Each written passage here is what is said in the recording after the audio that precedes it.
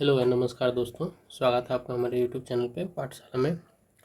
तो मित्रों, modern history का हमने 7 जो है कर लिया है। 7 दिन का प्लान कंप्लीट हो चुका है। ये 8वां दिन का प्लान है, ठीक है। इसमें भी हम लोग 100 प्रश्न करने वाले हैं। आज का जो टॉपिक है वो गांधीवादी चरण है। तो गांधीवादी चरण को 2 हिस्सों में बांटा गया है, जिसमें से एक हिस्सा वो है कि 1917 से लेकर के 1934 तक का हिस्सा है, जो हमने कल किया था 7वें दिन के चरण में। आज का जो हिस्सा है हमारा वो है 1935 से 1947 तक, ठीक है। 1935 से 1947 तक का हिस्सा आज हम लोग करने वाले हैं, ठीक है। इसमें बहुत सारे इम्पोर्टेंट टॉपिक्स हैं, ठीक है, जैसे कि भारत शासन अधिनियम 1935 का आता है, ठीक है। 37 से 39 तक सरकार बनती है, इसके आधार पर चुनाव होकर के विभिन्न राज्यों में। फिर 1940 में जो है कमीशन आता है। फिर 42 में शुरू होता है भारत छोड़ो आंदोलन। 46 में जो है क्रिप्स मिशन आता है, 45-46 में। फिर 42 का है वेवेल योजना है। तो इस तरह की जितनी भी टॉपिक्स है इस एरा में काफ़ी इम्पोर्टेंट मिली है, जो आज़ादी के अंतिम चरणों में देखने को मिलती है, जब डू एंड डाई का सिचुएशन था, करो या मरो का परिस्थितियाँ थी, ठीक है। तो ये टॉपिक बहुत ही महत्वपूर्ण होने वाला है। आज का जो सेशन है वो बहुत ही महत्वपूर्ण होने वाला है। आपसे उम्मीद है कि आप लोग अंत तक देखेंगे इस वीडियो को पेशेंस से, धैर्य से, ठीक है। 100 प्रश्न है टोटल, 100 प्रश्न इसमें करने जा रहे हैं। तो हर टॉपिक में हम लोग 100 प्रश्न करते हैं। इससे क्या होता है कि कुछ टॉपिक के प्रश्न जो है, कुछ प्रश्न जो है वो बार बार रिपीट भी हो जाते हैं, 2-3 बार आ जाते हैं, और किसी अन्य प्रश्न में भी किसी टॉपिक का इंटरलिंक हो जाता है। तो इससे काफ़ी प्रश्नों के माध्यम से रिवीजन करना बहुत ही लाभदायक सिद्ध होता है। इससे बहुत सारे टॉपिक जो है वो बार बार माइंड में रिकॉल होते रहते हैं, ठीक है। तो 8वां चरण है ये, 8वां दिन है हमारा 50 डे प्लान का, ठीक है। ये एडुटेरिया बैच का है, पेड बैच है ये, पर जो हम लोग आपको करवा रहे हैं फ्री में, ठीक है। अभी तक यदि आपने चैनल को सब्सक्राइब नहीं किया है तो प्लीज़ चैनल को सब्सक्राइब जरूर कर लीजिएगा। चलिए अब समय नहीं गवाते हैं हम इंट्रो में और शुरू करते हैं, ठीक है। तो पहला जो प्रश्न कह रहा है वो कह रहा है निम्नलिखित कथनों में से सत्य कथन को चिन्हित करना है। पहला ऑप्शन क्या, 1935 का अधिनियम के आधार पर 1937 का प्रांतीय चुनाव हुआ था, ठीक है। तो ये सही कथन है। 1935 में भारत संशोधन अधिनियम आया था, ठीक है, और उसमें जो है चुनाव के प्रक्रिया का चर्चा किया गया था 1935 का अधिनियम में। उसी के आधार पर 1937 का जो है प्रांतीय चुनाव हुआ था, जिसमें विभिन्न सरकारें बनी थी। कांग्रेस को 5 राज्यों में पूर्ण बहुमत मिला था, तो ये भी कथन सही है। इसमें कह रहे हैं मुस्लिम लीग को 2 राज्यों में पूर्ण बहुमत नहीं, मुस्लिम लीग को किसी भी राज्य में पूर्ण बहुमत नहीं मिला था, ठीक है। कांग्रेस ने 11 प्रांतों में से 8 प्रांतों में सरकार का गठन किया था। कांग्रेस ने कह रहा है कि 11 में से कितने प्रांतों में, तो 8 प्रांतों में सरकार का गठन किया था, तो ये भी कथन सही है। तो 1, 2 और 4 कथन जो है इसमें सही होगा। 1, 2 और 4 कथन क्या है इसमें सही है, ठीक है।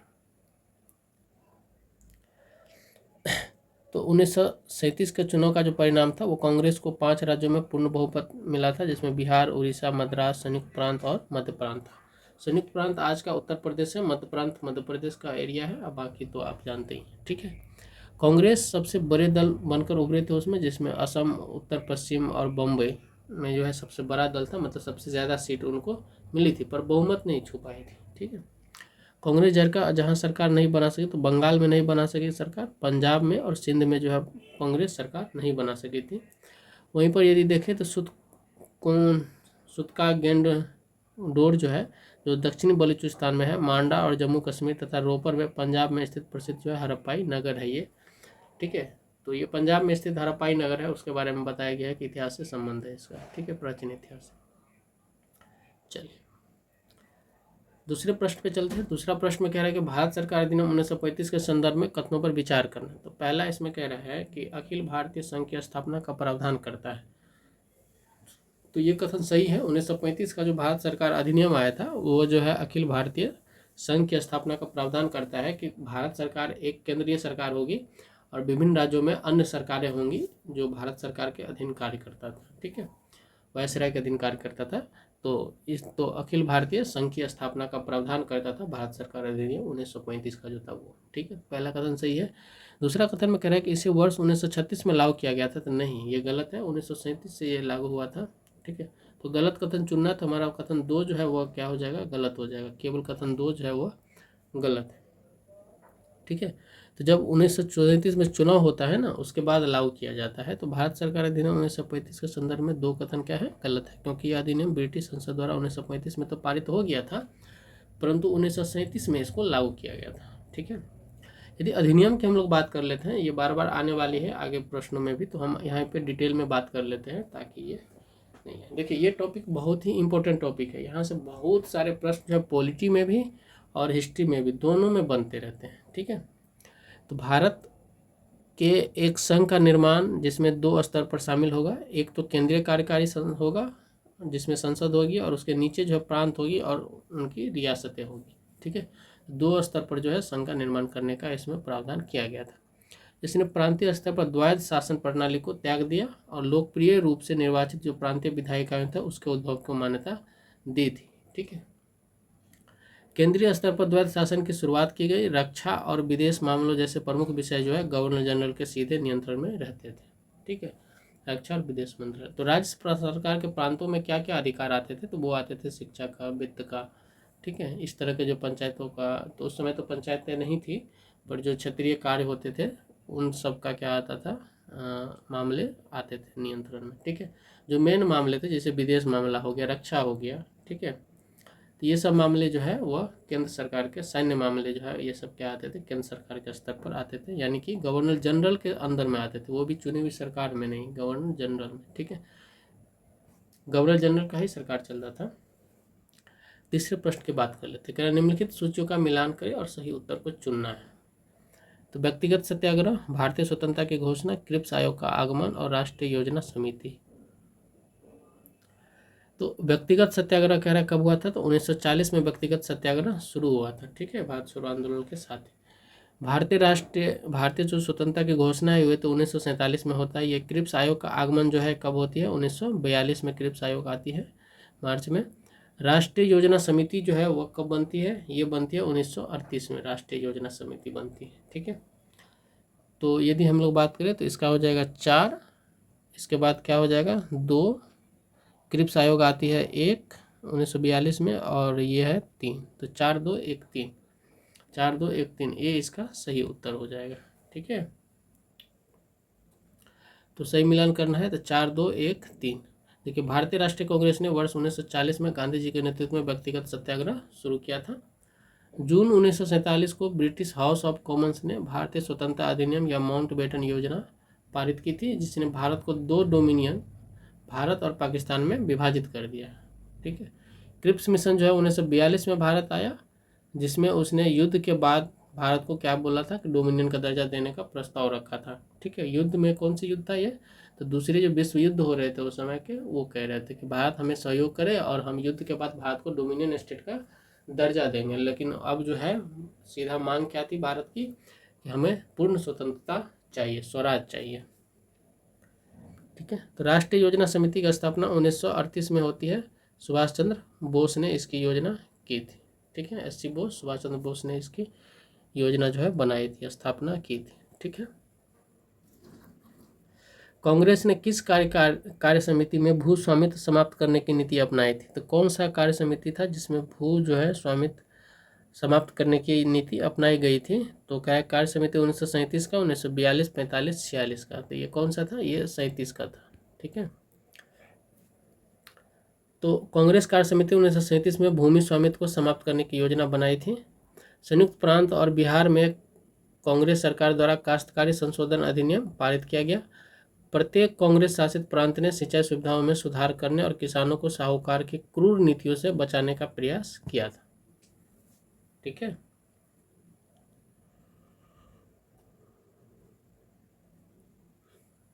पांचवें नंबर प्रश्न देखते हैं, कथन और कारण वाले प्रश्न है। कथन कह रहा है कि वर्ष 1939 में सभी प्रांतों में कांग्रेस मंत्रिमंडल ने इस्तीफा दे दिया। ठीक है, ये कथन जो है वो सही है। क्यों दिया था इस्तीफा, तो कह रहा है क्योंकि कांग्रेस ने द्वितीय विश्व युद्ध के संदर्भ में जर्मनी के खिलाफ वायसराय के घोषणा पत्र के निर्णय को स्वीकार नहीं किया था। ठीक है, भारत सरकार से बिना पूछे ही कह लेता है कि इसमें भारत की मान्यता है, ठीक है, युद्ध में भारत की मान्यता है कि भारत हमें सपोर्ट करेगा। तो ये जो है वो क्या करते थे, इसी का विरोध प्रदर्शन करने के लिए कांग्रेस ने क्या किया कि वो सारे जितने भी सरकार थे उन सब से इस्तीफा दे दिया, ठीक है। तो कथन और कारण दोनों क्या है, सही है और व्याख्या भी करते हैं, तो इसका ये उत्तर हो जाएगा, सही होगा, ठीक है। तो 1939 के सभी प्रांतों में कांग्रेस मंत्रिमंडल ने इस्तीफा दे दिया था। क्यों भाई, तो द्वितीय विश्व युद्ध के सितंबर 1939 में शुरू हुआ था, जब नाजी ने पोलैंड पर क्या कर दिया था, हमला कर दिया था, ठीक। भारत सरकार भी राष्ट्रीय कांग्रेस या केंद्रीय विधानमंडल के निर्वाचित सदस्यों से परामर्श किए बिना युद्ध में शामिल हो गई थी। अब जब उन्होंने मांग की कि युद्ध में सक्रिय रूप से भाग लेने से पहले भारत को स्वतंत्र घोषित किया जाना चाहिए, तो भारत कांग्रेस के जितने भी सरकारें थी वो मांग कर रहे थे कि भाई आप जो युद्ध में शामिल हो रहे हैं उससे पहले भारत को स्वतंत्र कर दीजिए, फिर भारत स्टैंड लेगा कि युद्ध में जाए कि नहीं जाए, ठीक है। पर वो क्या किया कि सरकारों से, विधानमंडलों से बिना पूछे, बिना परामर्श किए ही क्या कर दिया, सपोर्ट कर दिया, ठीक है, युद्ध में भाग ले लिया। तो इसलिए जो है वो क्या कर दिया, सारे मंत्रिमंडलों ने इस्तीफा दे दिया था, ठीक है। छठे प्रश्न में आते हैं। इसमें कह रहा है कि सुमेलित करना है, मुक्ति दिवस कह रहा है कब मनाया जाता है, ठीक है। तो देखिए, मुक्ति दिवस मनाया जाता है 22 दिसंबर 1939 को। कांग्रेस बनाया था, कांग्रेस के त्यागपत्र के बाद जो है मुक्ति दिवस मनाया था कि हमको इस सरकार से छुटकारा मिला, क्योंकि जो मुख्य मुद्दे थे वो जो है वो किसके पास थे, तो गवर्नर जनरल के ही पास में थे। तो गवर्नर जनरल के पास मुख्य मुद्दे थे, तो सरकारों को स्वतंत्र रूप से कार्य नहीं करने दिया जा रहा था। तो वो समझे कि चलो किसी भी कारण से जान तो छूटा, अब हम क्या करेंगे, स्वतंत्र रूप से विरोध कर सकते हैं, ठीक है। पाकिस्तान दिवस जो है 23 मार्च 1943 को मनाया गया था, 1940 को मनाया गया था, 40 में घोषणा हुई थी शब्दों की। सीधी कार्रवाई दिवस, डायरेक्ट एक्शन प्लान जो है वह मोहम्मद अली जिन्ना करता है 1946 में 16 अगस्त को, ठीक है। उसके बाद जो है देश में पूरी तरह से दंगे फैल जाते हैं, ठीक। तो मुक्ति दिवस आती है 22 दिसंबर, तो हो जाएगा इसका पहले बी, इसके बाद आएगा क्या, ए, और फिर आएगा सी, ठीक है। तो BAC, तो इस पर हो जाएगा सी, ठीक है।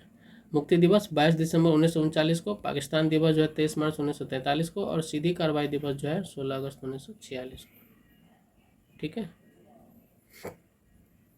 सातवां प्रश्न कह रहा है कि भारत सरकार अधिनियम 1935 के बारे में किसने कहा था कि हमें एक कार दी गई है जिसके में सभी ब्रेक हैं और कोई इंजन नहीं है, ठीक है। तो इन्होंने कहा था जवाहरलाल नेहरू ने, ठीक है। 1935 का जो भारत सरकार अधिनियम आया था उसके बारे में जवाहरलाल नेहरू ने कहा था कि हमें एक कार दी गई है जिसमें सभी ब्रेक हैं, ठीक है, ब्रेक काम कर रहे हैं, ब्रेक ही ब्रेक हैं, ठीक है, लेकिन कोई भी इंजन नहीं है ताकि हम चल पाएँ, ठीक है। तो जवाहरलाल नेहरू था, क्योंकि क्या कहते हैं, सरकार की जितनी भी योजनाएं थी वो सारे के सारे जो है वो होना पड़ता था किसी से, वित्त विभाग से, वित्त देता ही नहीं गवर्नर जनरल, ठीक है। रक्षा मामले जो है किसके पास हो गए थे, गवर्नर जनरल के पास सीधा का सीधा आ गया था। इसके बाद आ गया कौन सा, विदेश मामला, आप कोई नीति बना ही नहीं सकते हैं अपने देश के लिए, ठीक है। तो वो विदेश मामला हो गया था। सरकार गठन करना है लेकिन अंतिम रूप से जो वीटो पावर होता था वो गवर्नर जनरल के पास होता था। तो आप कुछ भी अच्छा करने जा रहे हैं तो वीटो लगा सकता है गवर्नर जनरल। तो इसमें इसलिए कहा था जवाहरलाल नेहरू ने कि भाई हमें कार तो दी गई है जिसमें सब ब्रेक हैं लेकिन कोई भी इंजन नहीं है, ठीक है। आठवां प्रश्न कह रहा है कि असत्य कथन को चिन्हित करना है, ठीक है। कह रहा मुस्लिम देश की पहली अभिव्यक्ति 1930 में इकबाल ने की थी, ठीक है। तो ये कथन सही है, 1930 में मुस्लिम देश की पहली अभिव्यक्ति जो है इकबाल करते हैं। चौधरी रहमत अली ने पहली बार पाकिस्तान शब्द का प्रयोग किया, ये भी सही है। पाकिस्तान की मांग मुस्लिम लीग द्वारा 1940 में कराची अधिवेशन में किया गया था, ठीक है। 1940 में मुस्लिम लीग की अध्यक्षता कौन की थी, जिन्ना ने की थी। तो कहाँ हुआ था, ये लाहौर में अधिवेशन हुआ था, ठीक है। कौन, ये जो कह रहा है कराची में किया गया था, तो पाकिस्तान की मांग जो है मुस्लिम लीग द्वारा जब 1940 में कराची में किया गया था तो ये गलत है, ये लाहौर में किया गया था, ठीक है। कहाँ किया गया था, तो लाहौर में किया गया था 23 मार्च 1940 को। 22 से 24 मार्च 1940 में हुए इस अधिवेशन में पहली बार जिन्ना की अध्यक्षता के द्वारा द्विराष्ट्र सिद्धांत को मान्यता दी गई थी, ठीक है। और ये कहाँ अधिवेशन हुआ था, तो लाहौर में अधिवेशन हुआ था, न कि कराची में, ठीक है। तो उत्तर हो जाएगा इसका सी जो है वो गलत हो जाएगा। नवा प्रश्न कह रहा है कि ब्रिटिश भारत के निम्नलिखित प्रांतों पर विचार करें और उन प्रांतों की पहचान करें जहां भारतीय राष्ट्रीय कांग्रेस ने 1937 में मंत्रिमंडल नहीं बनाया था। तो मंत्रिमंडल नहीं बनाते हैं वो बंगाल में नहीं बनाते हैं और पंजाब में नहीं बनाते, मध्य और उड़ीसा में बना लेते हैं। ठीक है, तो 3 और 4 इसके सही उत्तर हो जाएंगे, 3 और 4। तो भारत सरकार अधिनियम 1935 के तहत जो है 1936-37 में प्रांतीय चुनाव हुए थे और उसमें 11 प्रांतों में जो है वह कांग्रेस को बहुमत मिला, कांग्रेस सरकार बनाए थे। 5 में तो सीधा बहुमत मिला था, बाकी में गठजोड़ करके वह सरकार बनाए थे। ठीक है, जैसे कि मद्रास में, मध्य प्रांत में, बिहार में, उड़ीसा में, संयुक्त प्रांत में, बॉम्बे प्रेसिडेंसी में, असम में, ठीक है, जो NWFCP पे आता है, बंगाल और पंजाब और सिंध। ठीक, चुनाव हुए थे 11 प्रांतों में, सॉरी माफ कीजिएगा 8 प्रांतों में जो है सरकार बनाए थे, 5 में सीधे बहुमत है और 3 में गठजोड़ करके जो है वो सरकार बनी थी। ठीक है, अब बाकी 3 में जो है वो दूसरे का बहुमत। 5 प्रांत में पूर्ण बहुमत मिला था। ठीक है, तो चुनाव के परिणाम जो है फरवरी 1937 में घोषित किए गए और भारतीय कांग्रेस बंगाल, पंजाब, सिंध को छोड़ करके, इन तीनों को छोड़ करके बाकी सभी 5 में क्या करते थे, एक शक्ति के रूप में उभरी थी। ठीक है, 11 में चुनाव हुए थे। 10वें प्रश्न की बात करते हैं। इसमें क्या, निम्नलिखित में से केंद्रीय विधानसभा का कौन सा या से चुनाव भारत सरकार अधिनियम 1919 के अंतर्गत आयोजित किया गया था। ठीक है, तो केंद्रीय विधानसभा का कौन सा चुनाव कह रहा है कि भारत सरकार अधिनियम 1919 के अंतर्गत जो है आयोजित किया गया था। तो ये 1926 का जो पूर्ण स्वराज था वो, और 1945 का चुनाव था। ठीक है, 1937 वाला जो चुनाव था वो तो अभी हमने पढ़ा कि 1935 में जो अधिनियम आया था उसके तहत क्या किया गया था, उसको आयोजित किया गया था 1937 के चुनाव को। ठीक है, तो 1945 और 1926 का जो चुनाव है, 1926 और 1945 के केंद्रीय विधानसभा चुनाव जो है वो भारत सरकार अधिनियम 1919 के प्रावधानों के अंतर्गत आयोजित किए गए थे, जबकि वर्ष 1937 के चुनाव भारत सरकार अधिनियम 1935 के प्रावधानों के अनुसार आयोजित किए गए थे। ठीक है, 11वें प्रश्न में कह रहा है कि सरोजिनी नायडू ने जिन्ना को हिंदू मुस्लिम एकता का दूत कहा था। ठीक है, सरोजिनी नायडू ने जिन्ना को हिंदू मुस्लिम एकता का दूत कहा था। तो ये 1916 का जब लखनऊ समझौता होता है उसमें कहा था। जिन्ना ने 2 राष्ट्रों सिद्धांत को स्वीकार कर लिया था, ये कथन भी सही है। और कांग्रेस की तरफ से अबुल कलाम आज़ाद ने 2 राष्ट्र सिद्धांत को मान्यता दी। ठीक है, ये गलत है, उन्होंने कभी भी मान्यता नहीं दी थी। ठीक है, तो केवल जो है 1 और 2 जो है वह सही होगा। तो कांग्रेस ने जो है द्विराष्ट्र के सिद्धांत को नहीं स्वीकारा। माउंटबेटन योजना के क्रम में जवाहरलाल नेहरू, वल्लभ भाई पटेल आदि ने अंततः पाकिस्तान के निर्माण को मंजूरी दे दी। ठीक है, और मौलाना अबुल कलाम आज़ाद कभी नहीं दिए थे। ठीक है, तो इसका जो उत्तर हो जाएगा वो हो जाएगा 1 और 2 क्या है, सही है, क्योंकि हमको सही कथन चुनना था। ठीक है, 12वां प्रश्न कह रहा है कि किस भारतीय राष्ट्रवादी नेता ने जर्मनी और ब्रिटेन के बीच युद्ध को एक ईश्वर प्रदत्त अवसर के रूप में देखा जो भारतीयों को अपने लाभ के लिए स्थिति का फायदा उठाने में सक्षम करेगा। ठीक है, तो वो सुभाष चंद्र बोस थे। तो किस भारतीय राष्ट्रवादी नेता ने जर्मनी और ब्रिटेन के बीच में जो युद्ध हो रहा था उसको एक ईश्वर प्रदत्त अवसर के रूप में देखा जो भारतीयों को अपने लाभ के लिए स्थिति का फायदा उठाने में सक्षम करेगा। ठीक है, तो जर्मनी और ब्रिटेन के बीच युद्ध हो रहा था, तो जर्मनी के साथ मिल करके क्या करते हैं, सुभाष चंद्र बोस जो है ब्रिटेन के अगेंस्ट युद्ध लड़ते हैं, आज़ाद हिंद फौज का गठन करते हैं और जर्मनी की सहायता से वो चाहते हैं कि हम अंग्रेज़ों को क्या करें, भारत से हरा दें। ठीक है, भारत से निकाल दें। तो इसी तरीके से वह उधर से होते हुए किधर से, तो म्यांमार की तरफ से होते हुए रंगून की तरफ से भारत में एंट्री करते हैं। ठीक है, तो सुभाष चंद्र बोस ने देखा। सुभाष चंद्र बोस जर्मनी और ब्रिटेन के बीच युद्ध को एक ईश्वर प्रदत्त अवसर के रूप में देखे थे जिससे भारतीय अपने लाभ के लिए स्थिति का फायदा उठा सकेंगे। निम्नलिखित में से कौन 1938 में अखिल भारतीय राज्य जन सम्मेलन के अध्यक्ष थे। ठीक है, तो 1938 में अखिल भारतीय राज्य जन सम्मेलन के अध्यक्ष थे जवाहरलाल नेहरू। तो 1939 में जवाहरलाल नेहरू को रियासतों और ब्रिटिश भारत के राजनीतिक संघर्षों के साझा राष्ट्रीय हितों का प्रतिनिधित्व करने के लिए अखिल भारतीय राज्य पीपुल्स डिफेंस अध्यक्ष के रूप में चुना गया था। ठीक, करें किस घटना के पश्चात व्यक्ति सत्याग्रह प्रारंभ किया गया था? तो कौन सी घटना के पश्चात जो है व्यक्ति सत्याग्रह प्रारंभ किया गया था? तो वो घटना क्या थी? वो घटना थी अगस्त 1940 में, जो लॉर्ड लिलिथगो द्वारा प्रस्ताव किया गया था उस घटना के पश्चात। ठीक है, व्यक्तिगत सत्याग्रह जो है वह प्रस्तावित किया गया था, गांधी के द्वारा प्रस्तावित किया गया था।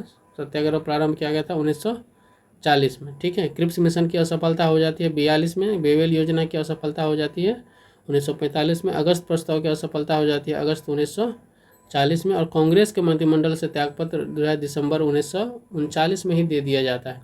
क्यों दे दी जाती है? क्योंकि दूसरे विश्व युद्ध में भारत को समर्थन में मान लिया था, जबकि ऐसा नहीं था। ठीक है, तो उत्तर हो जाएगा सी। अगस्त प्रस्ताव जब क्या होता है 1940 में असफल हो जाता है, तो महात्मा गांधी क्या करते हैं? व्यक्तिगत सत्याग्रह जो है वह प्रारंभ कर देते हैं। ठीक है, तो 1940 में लिलिथगो द्वारा प्रस्तुत किया गया था अगस्त प्रस्ताव, जिसकी असफलता के पश्चात गांधी जी ने व्यक्तिगत सत्याग्रह की शुरुआत कर दी। प्रथम सत्याग्रही कौन थे? तो विनोबा भावे थे। दूसरे सत्याग्रही कौन थे? जवाहरलाल नेहरू थे। तृतीय सत्याग्रही कौन थे? तो ब्रह्मदत्त थे। ठीक है, ये प्रश्न कई बार पूछा है कि व्यक्तिगत सत्याग्रह के दूसरे सत्याग्रही कौन थे? ठीक है, जवाहरलाल नेहरू। तीसरे सत्याग्रही ब्रह्मदत्त थे। प्रथम सत्याग्रही कौन थे? विनोबा भावे थे।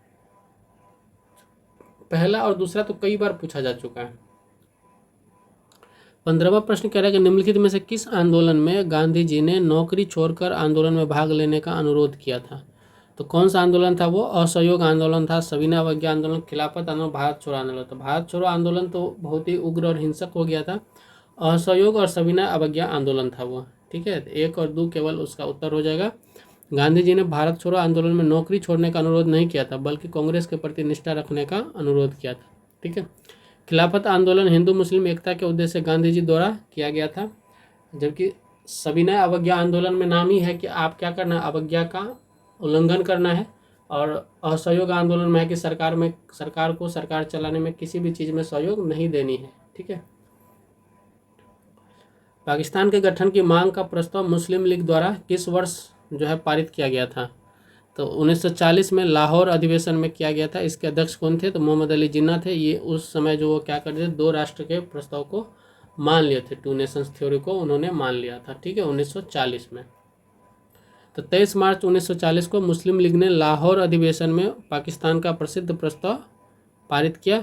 प्रस्ताव में घोषणा की गई कि कोई भी संवैधानिक योजना मुसलमानों के लिए व्यवहारिक या स्वीकार्य नहीं होगी जब तक कि समीपवर्ती भौगोलिक इकाइयों के क्षेत्रों में सीमांकित नहीं किया जाता है। ठीक है, जिन्हें ऐसे क्षेत्रों में पुनर्समायोजित करने के साथ गठित किया जाना चाहिए जो आवश्यक हो।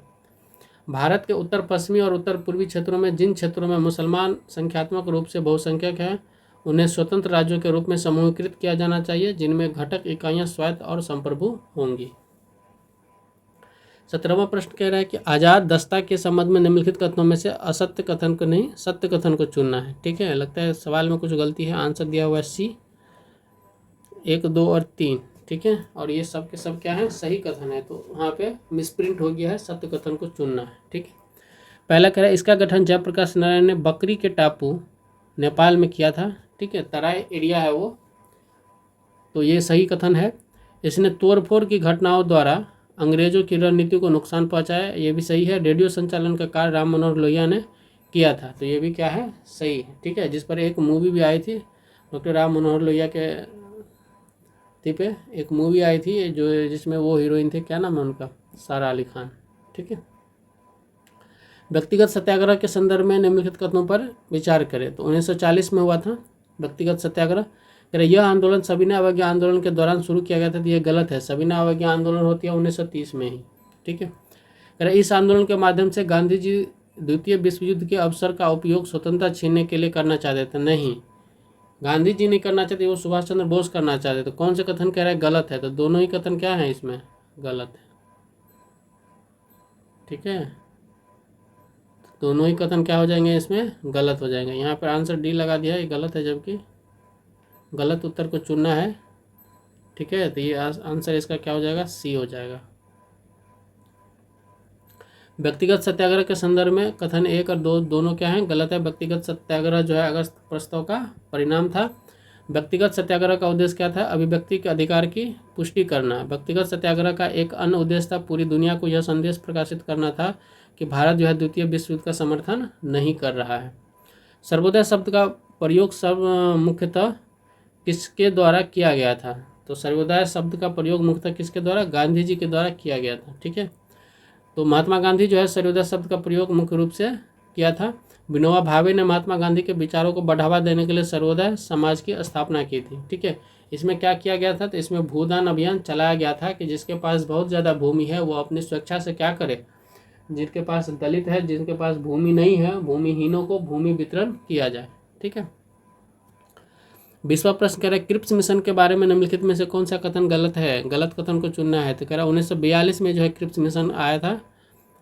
मार्च 1942 में क्रिप्स ने मंत्रिमंडल को मसौदा घोषणा पत्र पर सहमत होने के लिए राजी कर लिया था। ठीक है, तो ये गलत है, राजी नहीं हुआ था।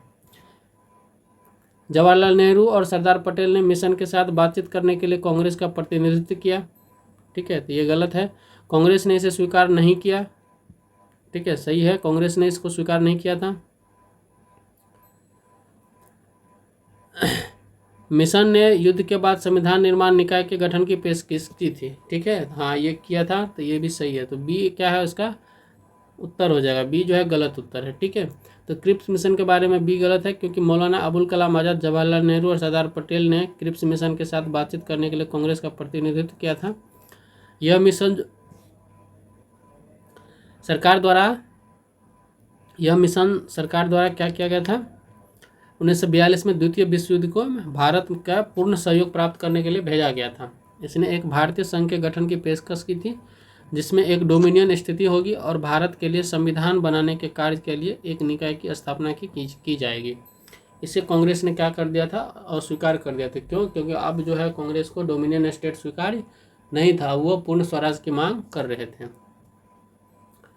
21वां प्रश्न कह रहा है कि सर स्टैफोर्ड क्रिप्स ब्रिटिश सरकार के प्रस्ताव की एक मसौदा घोषणा के साथ भारत आए जिसमें निम्नलिखित शामिल थे। तो क्या क्या शामिल थे? तो भारत को एक डोमिनियन का दर्जा दिया जाना चाहिए था, तो ये शामिल था क्रिप्स मिशन में। ठीक है, भारतीय प्रांतों और राज्यों को मिलाकर भारतीय संघ बनाया जाना चाहिए, ये भी सही है। कोई भी प्रांत या राज्य भारतीय संघ से बाहर रहने का निर्णय ले सकता है, ये भी सही है। और भारतीय संविधान का निर्माण भारत के लोगों द्वारा किया जाना चाहिए। ठीक है, तो सही उत्तर चुनना है, तो इसमें सब के सब क्या है? सही है। ठीक है, सभी के सभी सिफारिशें। तो युद्ध के बाद भारत को डोमिनियन स्टेटस दिया जाना चाहिए जो बाहरी सत्ता के अधीन न होगा। भारतीयों को अपना संविधान बनाने का अधिकार दिया जाना चाहिए जिसके लिए युद्ध के बाद संविधान निर्माण परिषद की स्थापना की जाएगी। नए संविधान से सहमत न होने वाले प्रांतों को प्रस्तावित संघ से खुद को बाहर रखने का अधिकार होगा। ऐसे प्रांतों को अपना अलग अलग संविधान बनाने का अधिकार होगा। ठीक है, 22 नंबर देखते हैं। 22 नंबर में कह रहा है कि क्रिप्स प्रस्ताव को किसने एक डूबते बैंक पर एक उत्तर दिनांकित चेक के रूप में देखा था? तो महात्मा गांधी ने देखा था। महात्मा गांधी जानते थे कि द्वितीय विश्व युद्ध के बाद जो है ब्रिटेन का हालत बहुत ख़राब होने वाली है, उसके बाद वह इतने बड़े बड़े वादे कर रहे हैं, तो इसीलिए महात्मा गांधी को अब जो है ब्रिटेन पर भरोसा नहीं रहा था क्योंकि प्रथम विश्व युद्ध में जो है ब्रिटेन ने महात्मा गांधी को धोखा दे दिया था। ठीक है, तो क्रिप्स प्रस्ताव को किसने एक डूबते बैंक पर एक उत्तर दिनांकित चेक के रूप में देखा था? तो वो थे महात्मा गांधी। ठीक है, क्रिप्स मिशन ने भारत का दौरा किया और मसौदा प्रस्ताव की घोषणा की। महात्मा गांधी ने इस प्रस्ताव को पोस्ट डेटेड चेक कहा था। निम्नलिखित कथनों पर विचार करें। क्रिप्स प्रस्ताव में निम्नलिखित प्रावधान शामिल है। भारत के लिए पूर्ण स्वतंत्रता नहीं, गलत है। भारत एक डोमिनियन स्टेट को देने के लिए हुआ था। संविधान निर्माण निकाय का निर्माण। ठीक है, तो ये सही है। दूसरा कथन क्या है? सही है। केवल 2 जो है सही है। क्रिप्स मिशन के अनुसार द्वितीय विश्व युद्ध के बाद भारत को डोमिनियन राज्य में शामिल करने का प्रस्ताव था। ठीक है, तो क्रिप्स मिशन ने संविधान निर्माण करने वाली संस्था बनाने का प्रस्ताव रखा था। निम्नलिखित में से कह रहा है कौन क्रिप्स मिशन के साथ कांग्रेस के आधिकारिक वार्ताकार थे? ठीक है, तो कह रहा है कौन जो है क्रिप्स मिशन के साथ कांग्रेस के आधिकारिक वार्ताकार थे? महात्मा गांधी और सरदार पटेल, आचार्य JB कृपलानी और C राजगोपालाचारी, पंडित जवाहरलाल नेहरू, मौलाना आज़ाद, राजेंद्र प्रसाद और रफ़ी अहमद किदवई। तो क्रिप्स मिशन के साथ कांग्रेस के आधिकारिक वार्ताकार कौन थे? तो वो थे पंडित जवाहरलाल नेहरू और मौलाना आज़ाद, ठीक है। नेहरू मौलाना आज़ाद क्रिप्स मिशन के साथ कांग्रेस के अधिकारी को वार्ता करते, इसमें वल्लभ भाई पटेल भी शामिल थे, जिनका इसमें नाम नहीं दिया गया है, ठीक है। 6 जुलाई 1942 को कांग्रेस की कार्यसमिति में महात्मा गांधी ने पहली बार अपनी भारत छोड़ो नीति पर चर्चा की थी। उस समिति का अध्यक्ष कौन था? तो मौलाना अबुल कलाम आज़ाद थे, ठीक है, 1940-46। कह रहे 6 जुलाई 1942 को कांग्रेस की कार्यसमिति में महात्मा गांधी ने पहली बार अपनी भारत छोड़ो नीति पर चर्चा की। समिति का अध्यक्ष कह रहा कौन थे? तो उस समिति के अध्यक्ष थे मौलाना अबुल कलाम आज़ाद, ठीक है। तो जुलाई 1942 में 6 जुलाई था, वर्धा में कांग्रेस कार्यसमिति की बैठक हुई थी, जिसमें मौलाना अबुल कलाम आज़ाद, सरोजनी नायडू, जवाहरलाल नेहरू, वल्लभ भाई पटेल, डॉक्टर राजेंद्र प्रसाद, सीतारमैया, जीवी पंत, प्रफुल्ल चंद्र घोष, सैयद महमूद, आसफ अली, जेबी कृपलानी, महात्मा गांधी आदि ने भाग लिया था। भारत छोड़ो आंदोलन नामक प्रस्ताव पारित किया था, जिसकी अध्यक्षता तत्कालीन कांग्रेस अध्यक्ष मौलाना अबुल कलाम आज़ाद ने की थी, ठीक है। 26वां प्रश्न कह रहा है कि कथनों पर विचार करना है और कौन सा कथन चुनना है? सही कथन चुनना है। तो भारत छोड़ो आंदोलन वर्ष 1942 में शुरू किया गया था, तो ये कथन क्या है? सही है। गांधी जी ने इस आंदोलन में करो या मरो का नारा दिया था, ये भी क्या है? सही है। संचार और रेलवे लाइनों को ध्वस्त कर दिया गया था, ये भी क्या है? सही है। कौन कर दिया था ऐसा? तो आज़ाद दस्ता ने कर दिया था, ठीक है। उनको सहयोग कहाँ से मिल रही थी आज़ाद दस्ता को? तो राम मनोहर लोहिया जो संचार व्यवस्था का कार्यभार संभाले हुए थे। तो तीनों कथन वो सही है, ठीक है। 1942 में शुरू किया गया था भारत छोड़ो आंदोलन, भारत में शुरू किया गया, जबकि शक्तिशाली जन आंदोलन था ये, ठीक है।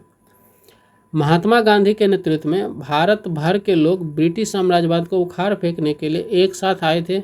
1942 में मुंबई में एक उग्र भाषण में महात्मा गांधी ने अंग्रेजों को छोड़ने के लिए अंतिम प्रयास में भारत के लोगों से करो या मरो का आह्वान किया था। संचार और रेलवे लाइनों को बाधित करना तथा समानांतर सरकार का गठन भारत छोड़ो आंदोलन की विशेषता थी। निम्नलिखित कथनों पर कर विचार करें। भारत छोड़ो आंदोलन की शुरुआत पूर्व संध्या पर महात्मा गांधी की बात करें क्या? तो सरकारी कर्मचारियों से इस्तीफा देने को कहा? नहीं, कुछ नहीं कहा था सिर्फ कांग्रेस के साथ अपना रहना है। सैनिकों से अपने पद छोड़ने को कहा था? बिल्कुल नहीं कहा था। रियासतों की राजकुमारों से अपने लोगों की संप्रभुता स्वीकार करने को कहा था। तो ये सही है, ठीक है। तो 3 सही है, तो केवल 3 क्या होगा?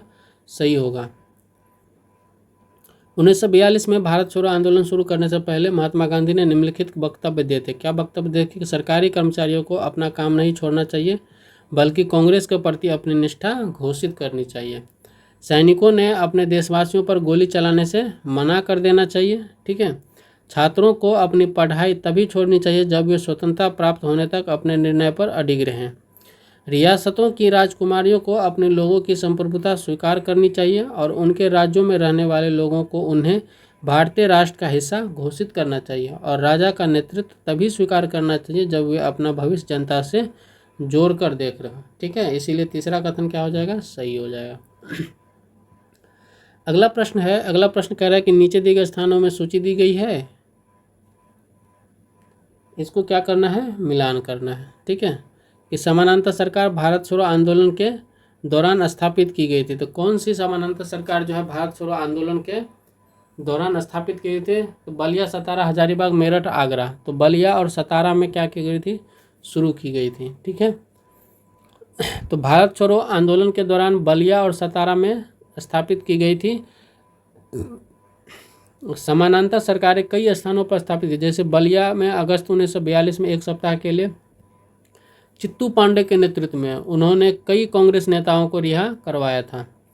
तामलुक, मिदनापुर, दिसंबर 1942 से सितंबर 1944 तक, जिसने चक्रवात राहत कार्य के लिए स्कूलों को अनुदान स्वीकृत किए, अमीरों से गरीबों को धान की आपूर्ति की, विद्युत वाहिनी आदि का आयोजन कराया था।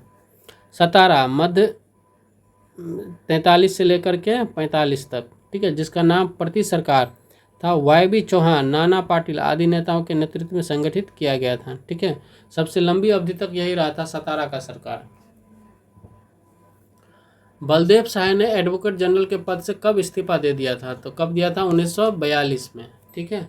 तो बलदेव सहाय ने 1942 में एडवोकेट जनरल के पद से इस्तीफा दे दिया था।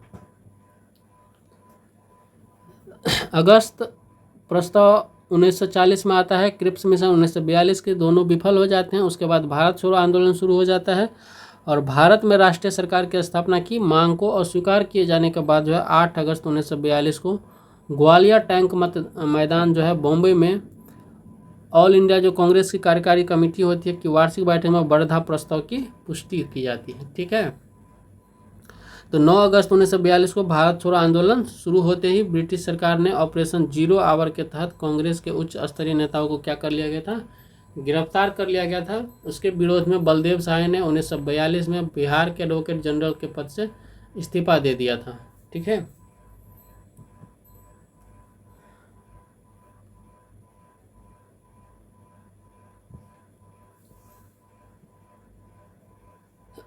कह रहा महात्मा गांधी के भारत छोड़ो आंदोलन के दौरान उनके साथ रहने वाले अमेरिकी पत्रकार थे, प्रचारक थे, वो कौन थे, वेब मिलर थे, दांडी मार्च के समय में रहे थे। ठीक है, लुइस फिशर, अच्छा वेब मिलर दांडी मार्च के समय रहे थे। जब भारत छोड़ो आंदोलन के दौरान रहे थे वो कौन रहे थे, लुइस फिशर रहे थे। ठीक है, तो अमेरिकी पत्रकार लुइस फिशर जो है भारत छोड़ो आंदोलन के समय गांधी जी के साथ थे। लुइस फिशर ने अमेरिकी बुद्धिजीवियों पर्ल बक, एडगरस्त्रो, एम.एल. सुरमैन और नॉर्मन थॉमस के साथ मिलकर भारत की आज़ादी की मांग की थी। भारत छोड़ो आंदोलन के कारण सांप्रदायिक दंगों से कौन सा क्षेत्र सबसे अधिक प्रभावित हुआ था, तो सबसे अधिक प्रभावित कौन सा क्षेत्र हुआ था, वो हुआ था 1 और 4 यानी कि बिहार और संयुक्त प्रांत। ठीक है, बिहार और उत्तर प्रदेश, यहाँ आंदोलन बहुत ही ज़्यादा उग्र था। ठीक है, तो भारत छोड़ो आंदोलन के कारण जो है उत्पन्न दंगे मुख्यतः जो है बिहार और उत्तर प्रदेश संयुक्त प्रांत में फैले।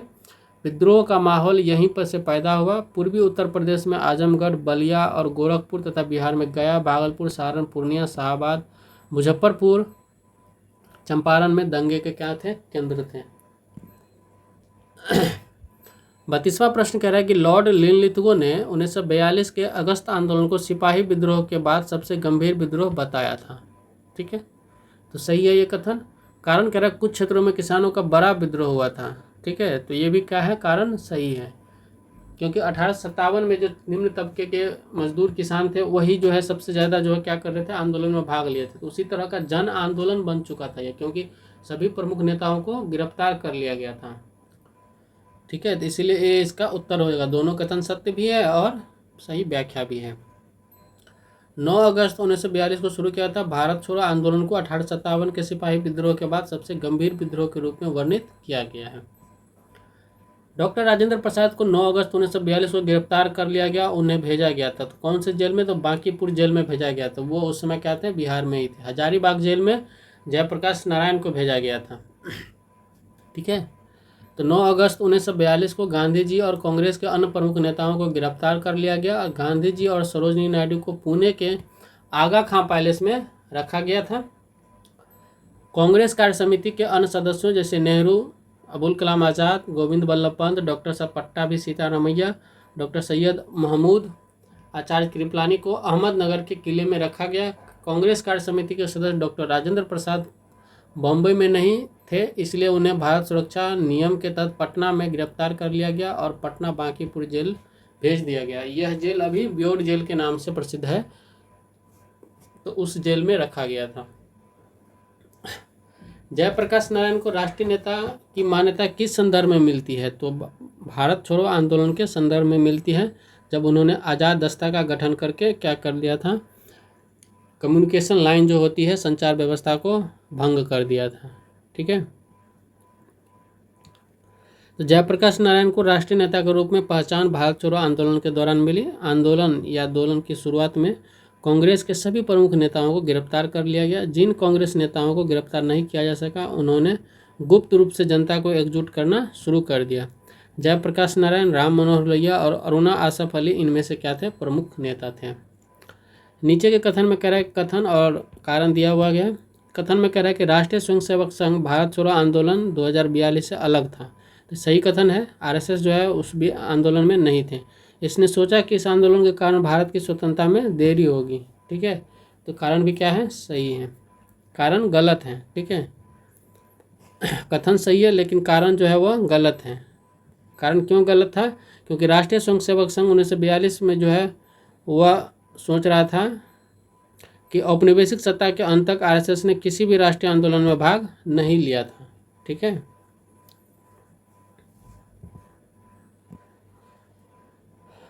फिर से कथन कारण है, तो कथन में कह रहा है कि भारत छोड़ो आंदोलन के परिणाम स्वरूप कांग्रेस के प्रति समान घृणा के कारण ब्रिटिश और मुसलमान एक दूसरे के करीब आ गए। कारण कह रहा है कि जिन्ना ने ब्रिटिश सरकार के कट्टर सहयोगी के रूप में काम किया था और मुसलमानों को 1942 के कांग्रेस आंदोलन से दूर रहने के लिए कहा था। तो ये दोनों क्या है, सही है, ठीक है, और सही स्पष्टीकरण भी है। तो मुस्लिम लीग ने जिन्ना के नेतृत्व में आंदोलन की निंदा की। जिन्ना ने कहा कि अगर अंग्रेज भारत छोड़ देंगे तो अराजकता भारत पर कब्जा कर लेगी। नतीजतन मुसलमान अंग्रेज के करीब आ गए। भारत छोड़ो आंदोलन के बाद सी राजगोपालाचारी ने द वे आउट शीर्षक से एक पुस्तिका जारी की थी। इस पुस्तिका में निम्नलिखित में से कौन सा प्रस्ताव था, ठीक है। तो पहला में कह रहा है कि ब्रिटिश भारत और भारतीय राज्यों के प्रतिनिधियों से बनी एक युद्ध सलाहकार परिषद की स्थापना। तो नहीं, ये नहीं था। केंद्रीय कार्यकारी परिषद का इस तरह पुनर्गठन किया जाए कि governor general, commander in chief को छोड़कर सभी सदस्य भारतीय हों। ये भी गलत है। 1945 के अंत में केंद्रीय और प्रांतीय विधानमंडलों के चुनाव कराए जाएं और संविधान निर्माण निकाय को जल्द से जल्द बुलाया जाए। भी गलत है। संवैधानिक गतिरोध का समाधान, इसमें पुस्तक में क्या था, द वे आउट पुस्तक में था संवैधानिक गतिरोध का समाधान था, ठीक है। और कौन थे इस पुस्तक के लेखक, तो सी राजगोपालाचारी थे। पुस्तिका थी, पुस्तक भी नहीं थी। सी राजगोपालाचारी का फॉर्मूला जो है वह चक्रवर्ती राजगोपालाचारी द्वारा तैयार किया गया था। सी राजगोपालाचारी का मतलब ये चक्रवर्ती राजगोपालाचारी का तैयार किया गया फॉर्मूला था, ठीक है, जिसका उद्देश्य था ब्रिटिशों से भारत की स्वतंत्रता पर कांग्रेस और अखिल भारतीय मुस्लिम लीग के बीच राजनीतिक गतिरोध को हल करना था।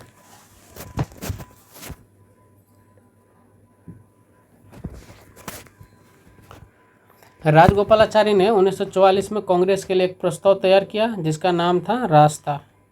इसमें लीग को जनमत संग्रह यानी कि संविधान में बदलाव जैसे महत्वपूर्ण सार्वजनिक प्रश्न पर निर्वाचक मंडल के सभी सदस्यों को सीधा वोट के आधार पर मुस्लिम पाकिस्तान की पेशकश की गई थी, ठीक है। इस फार्मूले का कांग्रेस ने भी विरोध किया था। जिन्ना ने भी इस प्रस्ताव को अस्वीकार कर दिया और वार्ता क्या हो गई, विफल हो गई।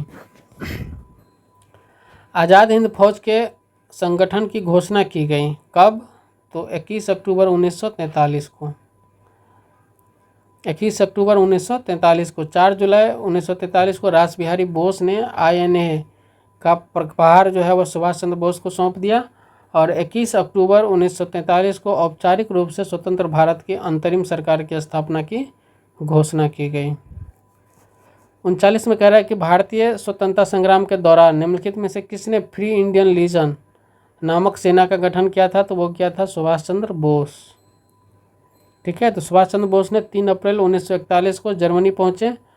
उन्होंने 6 महीने बाद जर्मन विदेश मंत्रालय की मदद से फ्री इंडिया सेंटर की स्थापना की। जर्मन शासक एडोल्फ हिटलर ने इसे मंजूरी दी और सुभाष चंद्र बोस ने 1941 के अंत में स्वतंत्रता संग्राम के लिए एक सेना संगठित करने की अनुमति दी। बोस ने उत्तरी अफ्रीका में रोमेल युद्ध के 10,000 कैदियों के साथ एक सेना खड़ी की। इसे फ्री इंडियन लीजन के नाम से जाना जाता है, ठीक है।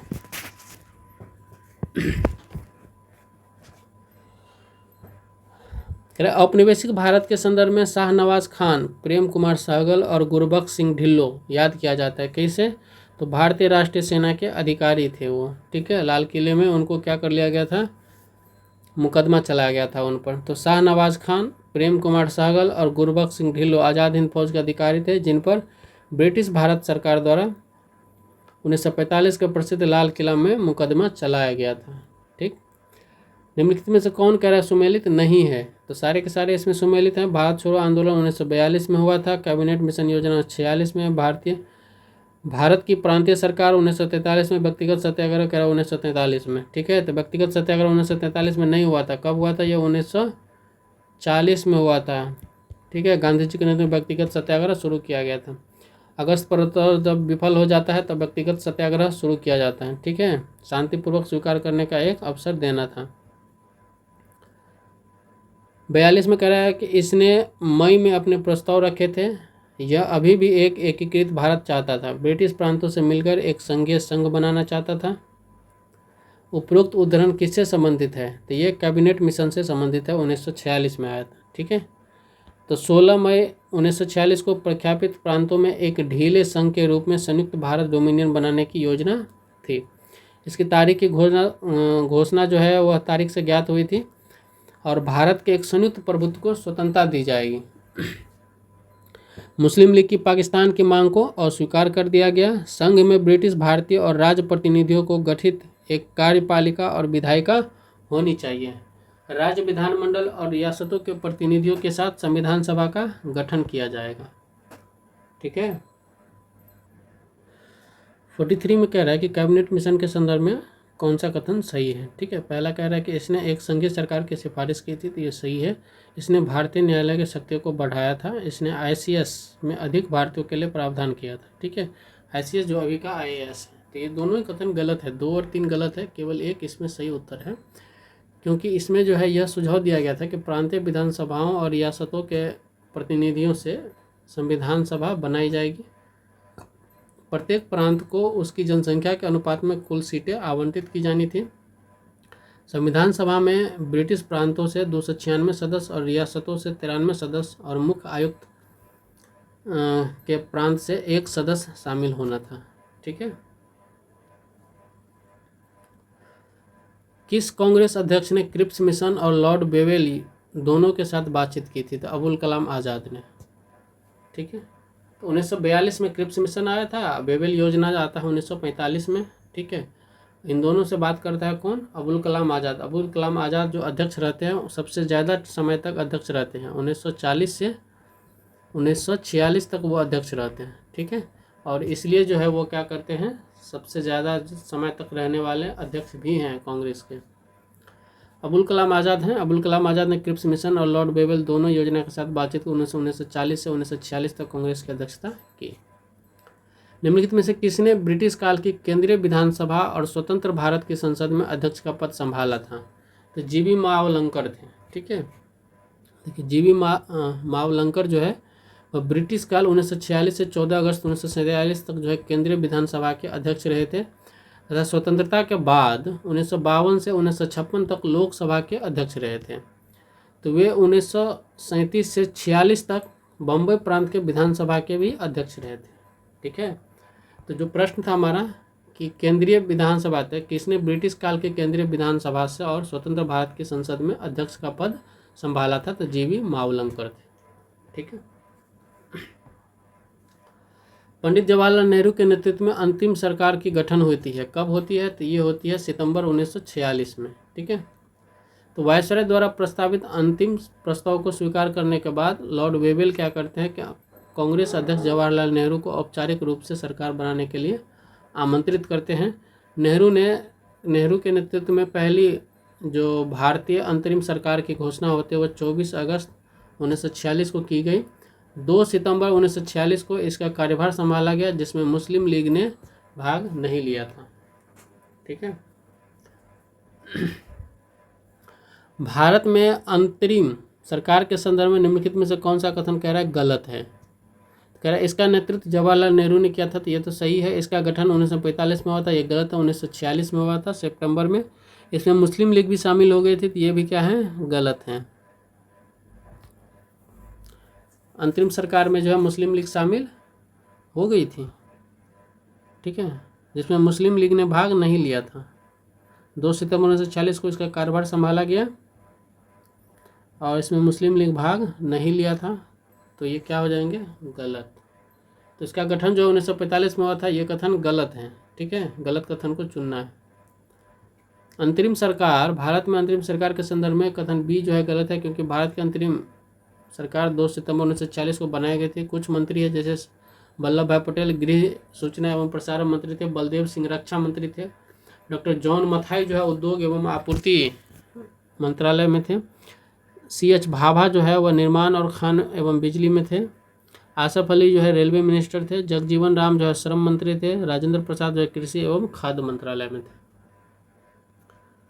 क्लीमेंट एटली की घोषणा के संदर्भ में निम्नलिखित कथनों पर विचार करना है। ठीक है। क्लीमेंट एटली कौन थे? तो ब्रिटेन के प्रधानमंत्री थे वो उस समय के।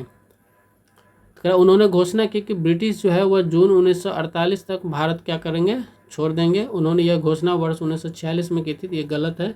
केवल एक कथन सही है। क्लीमेंट कि ये घोषणा के संबंध में कथन एक सही है। ठीक है, 20 फरवरी 1947 को हाउस ऑफ कॉमन्स में घोषणा की कि जून 1948 से पहले सत्ता को जिम्मेदार हाथों में सौंपने के बाद अंग्रेज क्या करेंगे, भारत छोड़ देंगे।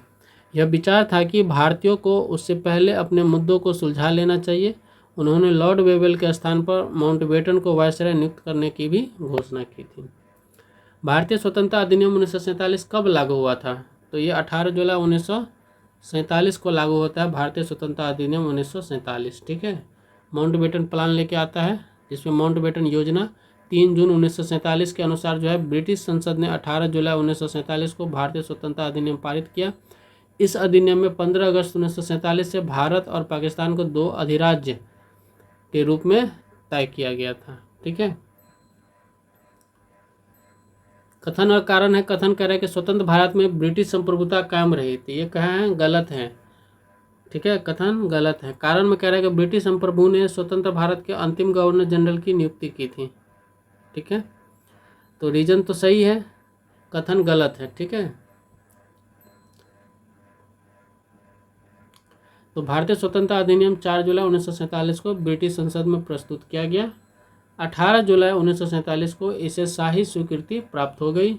इसके प्रावधानों के अनुसार ब्रिटिश सरकार 15 अगस्त 1947 से किसी भी प्रभुत्व पर कोई नियंत्रण जारी नहीं रखेगी। ठीक है, दूसरा कथन सही है क्योंकि ब्रिटिश संप्रभु ने स्वतंत्र भारत का अंतिम गवर्नर जनरल नियुक्त किया था। इस प्रकार कथन क्या है, ए सही, ए गलत है और आर सही हो जाता है। भारत के विखंडन के लिए बाल्कन योजना किसके दिमाग में उपज थी? किसके दिमाग पे? तो माउंटबेटन के दिमाग की उपज थी। ठीक है, तो स्वतंत्र भारत के लिए शर्तों पर बातचीत करने के लिए भारत पहुंचने के बाद माउंटबेटन जल्द ही इस निष्कर्ष पर पहुंच गए कि भारत के लिए एक केंद्रीय प्रतिनिधि निर्वाचन क्षेत्र विधानसभा को सत्ता का हस्तांतरण करना क्या होगा, असंभव होगा, क्योंकि न तो भारतीय राष्ट्रीय कांग्रेस और न ही मुस्लिम लीग शर्तों पर सहमत हो सकते थे। तदनुसार उस क्या किया, बालकल योजना जो है बनाई गई, जिसमें पाकिस्तान रियासतों और ब्रिटिश भारत के बाकी हिस्सों के लिए अलग अलग प्रभुत्व के साथ केंद्रीय सरकार द्वारा प्रशासन के कुछ प्रमुख क्षेत्र क्या थे उसमें शामिल थे। भारत के विभाजन से बचने का अंतिम अवसर निम्नलिखित में की अस्वीकृति के साथ खो दिया था। किसका? तो कैबिनेट मिशन का। ठीक है, तो क्रिप्स मिशन तो 1942 में ही आया था। सिराज गोपालाचारी का फॉर्मूला 44 में फेल हो गया था। कैबिनेट मिशन 46 में आता है, बेबल योजना 45 में आता है। तो कैबिनेट मिशन जब अंतिम योजना आता है, ठीक है, कैबिनेट मिशन के बाद 16 मई 1946 को एक योजना प्रस्तुत की गई थी, जिसका उद्देश्य क्या था कि स्वतंत्र मुस्लिम और हिंदू बहुल प्रांतों के साथ संयुक्त भारत का निर्माण करना था, जिसमें मुस्लिम लीग द्वारा जो उठाई गई पाकिस्तान की मांग को अस्वीकार कर दिया गया था। जब ये योजना क्या हो गई, फेल हो गई, तो इसके बाद एक साथ जो है स्वतंत्रता की सपना भी सपना ही रह गया। ठीक है, कैबिनेट मिशन इसका उत्तर हो जाएगा। रेड क्लिफ समिति की नियुक्ति की थी। तो रेड क्लिफ समिति की नियुक्ति की थी, किसने की थी? भारत में अल्पसंख्यक की समस्या का समाधान करना था? नहीं, बिल्कुल नहीं करना था। स्वतंत्रता विधेयक को प्रभावी बनाना था? नहीं। भारत और पाकिस्तान के बीच सीमाओं का सीमांकन करना था? पूर्वी बंगाल में हुए दंगों का जांच करना था? ये भी नहीं है, ये भी नहीं है, ये भी नहीं है। ये क्या है? भारत और पाकिस्तान के बीच सीमाओं का जांच करना था। तो 2 सीमाएं बननी थी, एक पूर्वी और एक पश्चिमी पाकिस्तान। तो दोनों सीमाओं की रेखांकन करना था। ठीक है, तो रेड क्लिफ को दोनों आयोगों का अध्यक्ष नियुक्त किया गया था। कौन सा आयोग? तो पंजाब सीमा आयोग और बंगाल सीमा आयोग। बंगाल सीमा आयोग क्या था? पूर्वी पाकिस्तान था, और पंजाब सीमा आयोग होता है पश्चिमी पाकिस्तान। ठीक है, 30 जून 1947 को भारत और पंजाब के बीच सीमा रेखा तय करने के लिए 2 आयोग बनाया जाता है, एक पंजाब सीमा आयोग और एक बंगाल सीमा आयोग बनाया जाता है। इसमें रेड क्लिफ को दोनों आयोग का अध्यक्ष नियुक्त कर दिया जाता है। इन आयोगों को मुस्लिम और गैर मुस्लिम आबादी के आधार पर सीमा निर्धारित करनी थी। उन्हें अन्य कारकों पर भी विचार करना था। प्रत्येक आयोग में 4 सदस्य थे, जिनमें से 2 भारतीय राष्ट्रीय कांग्रेस से और 2 मुस्लिम लीग से थे। माउंटबेटन की अध्यक्षता वाली विभाजन परिषद में भारतीय राष्ट्रीय कांग्रेस का प्रतिनिधित्व किसने किया था? तो माउंटबेटन की अध्यक्षता वाली विभाजन परिषद में भारतीय राष्ट्रीय कांग्रेस का प्रतिनिधित्व किसने किया था? वो किया था जवाहरलाल नेहरू, सरदार वल्लभ भाई पटेल। ठीक है, तो जवाहरलाल नेहरू और सरदार पटेल ने माउंटबेटन की अध्यक्षता वाली विभाजन परिषद में भारतीय राष्ट्रीय कांग्रेस का प्रतिनिधित्व किया था। माउंटबेटन ने 3 जून 1947 को अपनी योजना प्रस्तुत की थी। भारत की स्वतंत्रता के बारे में निम्नलिखित में से कौन से कथन सही है, इसको चुनना। ठीक है, 15 अगस्त 1947 को भारत की स्वतंत्रता की घोषणा करते हुए सत्ता का औपचारिक हस्तांतरण लॉर्ड माउंटबेटन द्वारा किया गया था। ठीक है, दूसरा कह रहा है कि महात्मा गांधी 15 अगस्त 1947 को राजधानी में आयोजित समारोह में उपस्थित नहीं थे। वो कहाँ थे? बंगाल में होते, दंगा रोकने के लिए आए थे। ठीक है, ठीक है, तो इसका उत्तर हो जाएगा सी हो जाएगा, 1 और 2 दोनों। ठीक है, भारत की स्वतंत्रता के संबंध में कथन 1 और कथन 2 दोनों सही है। सत्ता के हस्तांतरण की आधिकारिक घोषणा 15 अगस्त 1947 को लॉर्ड माउंटबेटन ने की थी। महात्मा गांधी 15 अगस्त 1947 को राजधानी में आयोजित समारोह में मौजूद नहीं थे क्योंकि वे बंगाल में लोगों के बीच थे। ठीक है, वे पहले से ही विभाजन और राज्य में विभिन्न समुदायों के बीच हो रहे दंगों के कारण परेशान थे। वे हजारों लोगों को धर्म के नाम पर मारे जाने से बचाने के लिए राज्य में रुके हुए थे। 56 में कह रहा है कि क्रिप्स मिशन के संबंध में सत्य कथन को चिन्हित करना है। पहला कह रहा है इसमें कि महात्मा गांधी ने इसे पोस्ट डेटेड चेक कहा था, तो ये सही है। दूसरा कथन है कि ब्रिटिश प्रधानमंत्री क्लीमेंट एटली द्वारा भारतीय समस्याओं के समाधान के लिए क्रिप्स मिशन भेजा गया था। ठीक है, नहीं, वह क्या क्लीमेंट एटली द्वारा जब भेजा गया था, किसके द्वारा? चर्चिल के द्वारा। ठीक है, तो कथन 1 केवल सही है। द्वितीय विश्व युद्ध के दौरान जब ब्रिटेन के प्रधानमंत्री विंस्टन चर्चिल थे, ठीक है, जिनका एक प्रसिद्ध भाषण भी है, तो द्वितीय विश्व युद्ध के दौरान नहीं थे वो, उसके बाद आए थे क्लीमेंट एटली। भारत छोड़ो के संबंध में असत्य कथन का चुनाव करना है। तो कह रहा है उषा मेहता गोपनीय रेडियो संचालन से जुड़ी थी, तो ये सही है। उषा मेहता जो है गोपनीय रेडियो संचालन से जुड़ी थी, इन्हीं पर फिल्म आई है। ठीक है, उषा मेहता पर ही फिल्म आई है। ठीक है, जिस इन्हीं का किरदार जो है, उषा मेहता का किरदार निभाई है कौन सी अभिनेत्री? सारा अली खान साहिबा ने। ठीक है, तो वर्धा में कांग्रेस समिति की अध्यक्षता अबुल कलाम आज़ाद ने की है। वर्धा में कांग्रेस समिति की अध्यक्षता अबुल कलाम आज़ाद ने की, तो ये सही है। भारत छोड़ो आंदोलन की घोषणा ग्वालियर टैंक मैदान में किया गया था। ठीक है, तो ये भी सही है। तो अबुल कलाम आज़ाद ने अध्यक्षता की थी, 40 से 46 तक रहे थे वो। ठीक है ना, भारत छोड़ो आंदोलन की घोषणा ग्वालियर टैंक में मैदान में किया गया। 9 अगस्त को गांधी जी ने दिल्ली मार्च के साथ आंदोलन प्रारंभ कर दिया। ऐसा कुछ नहीं हुआ था, वह 8 अगस्त को भाषण दिए थे और 9 अगस्त से क्या हो गया था? लागू हो गया था, पूरे देश में जो है आंदोलन शुरू हो गया था। तो ठीक है, असत्य कथन इसमें डी है। तो 8 अगस्त 1942 को ग्वालियर टैंक मैदान में भारत छोड़ो के प्रस्ताव की पुष्टि की गई। ऑपरेशन जीरो आवर द्वारा सभी प्रमुख नेताओं की गिरफ्तारी कर ली गई। गांधी जी 9 अगस्त को आगा खां पैलेस में कैद थे। गांधी जी को सारे बड़े नेताओं को कैद कर लिए गए थे। गांधी जी कहाँ कैद थे? तो आगा खां पैलेस में कैद कर लिए गए थे। भारत छोड़ो आंदोलन में अरुणा आसफ अली क्यों चर्चित हुई? तो ये भूमिगत रेडियो संचालन के लिए, आज़ाद दस्ता में तोड़फोड़ के लिए, समानांतर सरकार के गठन के लिए, ग्वालियर टैंक मैदान में ध्वज फहराने के लिए। तो अरुणा आसफ अली जो चर्चित हुई थी वह ग्वालियर टैंक मैदान में ध्वज फहराने के लिए चर्चित हुई थी। ठीक है, तो गांधी जी द्वारा ग्वालियर टैंक मैदान में भारत छोड़ो की घोषणा के बाद सभी प्रमुख नेताओं ने गिरफ्तार कर लिया गया। 9 अगस्त को अरुणा आसफ अली ने ध्वज फहराकर आंदोलन को प्रारंभ किया था। कैबिनेट मिशन योजना के संबंध में कह रहा है कि असत्य कथन को चुनाव करना है। तो कैबिनेट मिशन के अध्यक्ष कौन थे? पैथिक लॉरेंस थे। कैबिनेट मिशन ने, ठीक है, ये तो गलत कथन है ना, कैबिनेट मिशन ने, सही है, कैबिनेट मिशन के अध्यक्ष कौन थे? तो पैथिक लॉरेंस थे। कैबिनेट मिशन ने त्रिस्तरीय शासन का सुझाव दिया, प्रांतों को अ, ब एवं स ग्रुप में विभाजित करने का सुझाव दिया, पाकिस्तान के निर्माण को स्वीकार कर लिया गया था। ठीक है, तो कैबिनेट मिशन में पाकिस्तान के निर्माण को स्वीकार नहीं किया गया था, तो डी क्या है? गलत है। ठीक है, तो भारत एक संघ है जिसमें ब्रिटिश प्रांत एवं देशी राज्य हो। संविधान निर्माण के लिए एक संविधान सभा का निर्माण होगा। पाकिस्तान की मांग को अस्वीकार कर दिया गया था। ठीक है, निम्नलिखित को सुमेलित करना है। अगस्त प्रस्ताव कह रहा है कब आया था? तो अगस्त प्रस्ताव आया था 8 अगस्त 1940 को, तो इसका हो जाएगा डी। क्रिप्स मिशन कब आया था? तो क्रिप्स मिशन आया था 22 मार्च 1942 को, तो इसका हो जाएगा सी।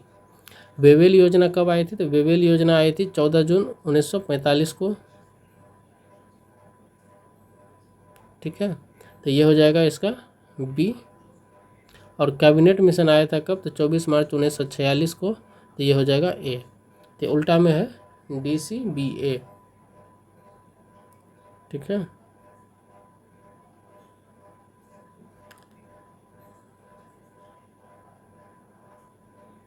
तो इसमें तो ऐसा कुछ है ही नहीं, DCBA तो उल्टा है, ये ABCD है, ठीक है। तो ये ऑप्शन गलत है, इसमें से कोई एक ऑप्शन।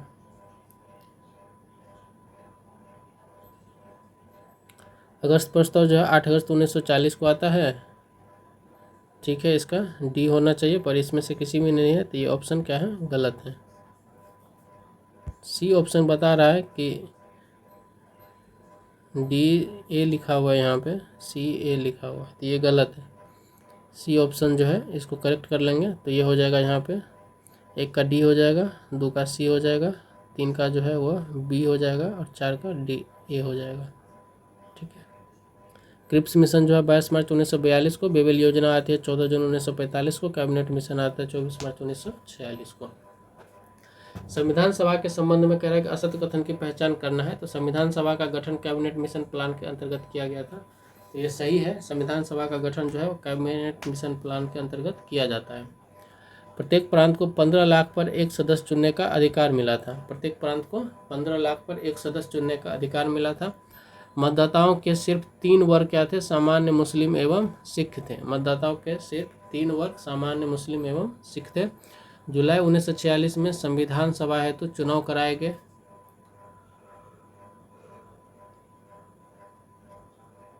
ठीक है, तो ये सही कथन है। बी गलत है, कह रहा प्रत्येक प्रांत को 15 लाख नहीं 10 लाख के सदस्य चुनने पर अधिकार मिला था। 10 लाख सदस्य जो है एक मेंबर को, एक सदस्य को चुन सकता था, ठीक है। तो कैबिनेट मिशन के तहत प्रांत को 10 लाख लोगों पर एक प्रतिनिधि चुनने का प्रावधान किया गया था।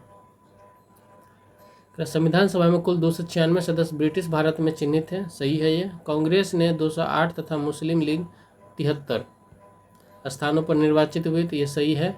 जिन्ना ने मुस्लिम लीग का नेतृत्व संविधान सभा में किया था, गलत है। संविधान सभा में मुस्लिम लीग का कोई भी सदस्य नहीं आया था, भाग नहीं लिया था। संविधान सभा अपने गठन से ही संप्रभु थी, ठीक है। संविधान सभा अपने गठन से ही संप्रभु थी, ऐसा नहीं है, ठीक है। तो 1 और 2 केवल क्या है? सत्य है।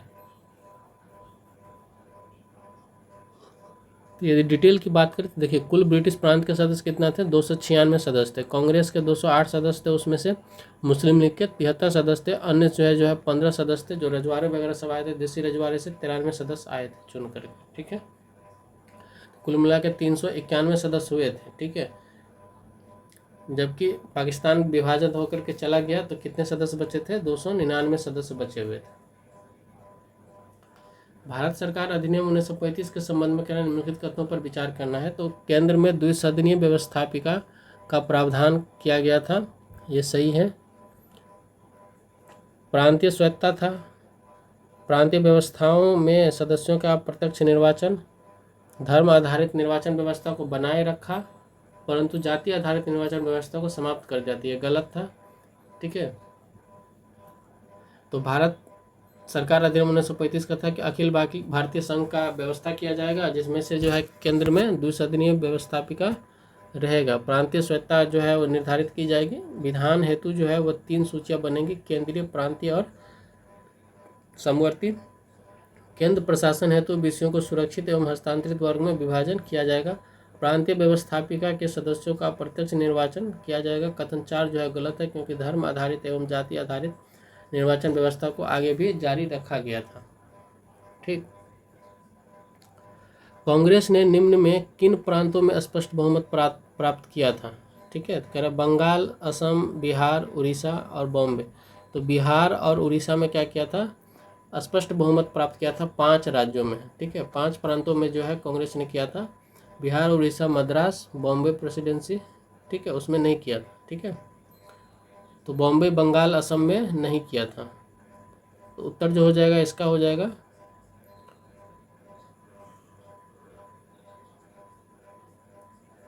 ठीक है। सरकार बनाया था टोटल कितने में, तो 8 में। अब बहुमत मिला था उसको कितने में, 5 में। बाकी 3 में जो है सबसे बड़ा दल बन करके उभरा था। उड़ीसा में भी बड़ा दल बन करके उभरा था, बॉम्बे में, उड़ीसा में, ठीक है। मद्रास, संयुक्त प्रांत, मध्य भारत, बिहार, उड़ीसा एवं पश्चिमोत्तर प्रांत में मंत्रिमंडल का गठन कर लिया था। असम, बंगाल, पंजाब, सिंध और उत्तरी पश्चिम सीमा प्रांत को छोड़कर शेष सभी प्रांतों में स्पष्ट बहुमत प्राप्त किया था, जिसमें बंगाल, असम तथा उत्तर पश्चिमी प्रांत में वह सबसे बड़ी पार्टी बनकर उभरी थी। ठीक है, बंगाल, असम और उत्तर पश्चिमी प्रांत। तो कांग्रेस 11 से 61 सीटों में से 7 से 16 सीटों पर चुनाव लड़ा था।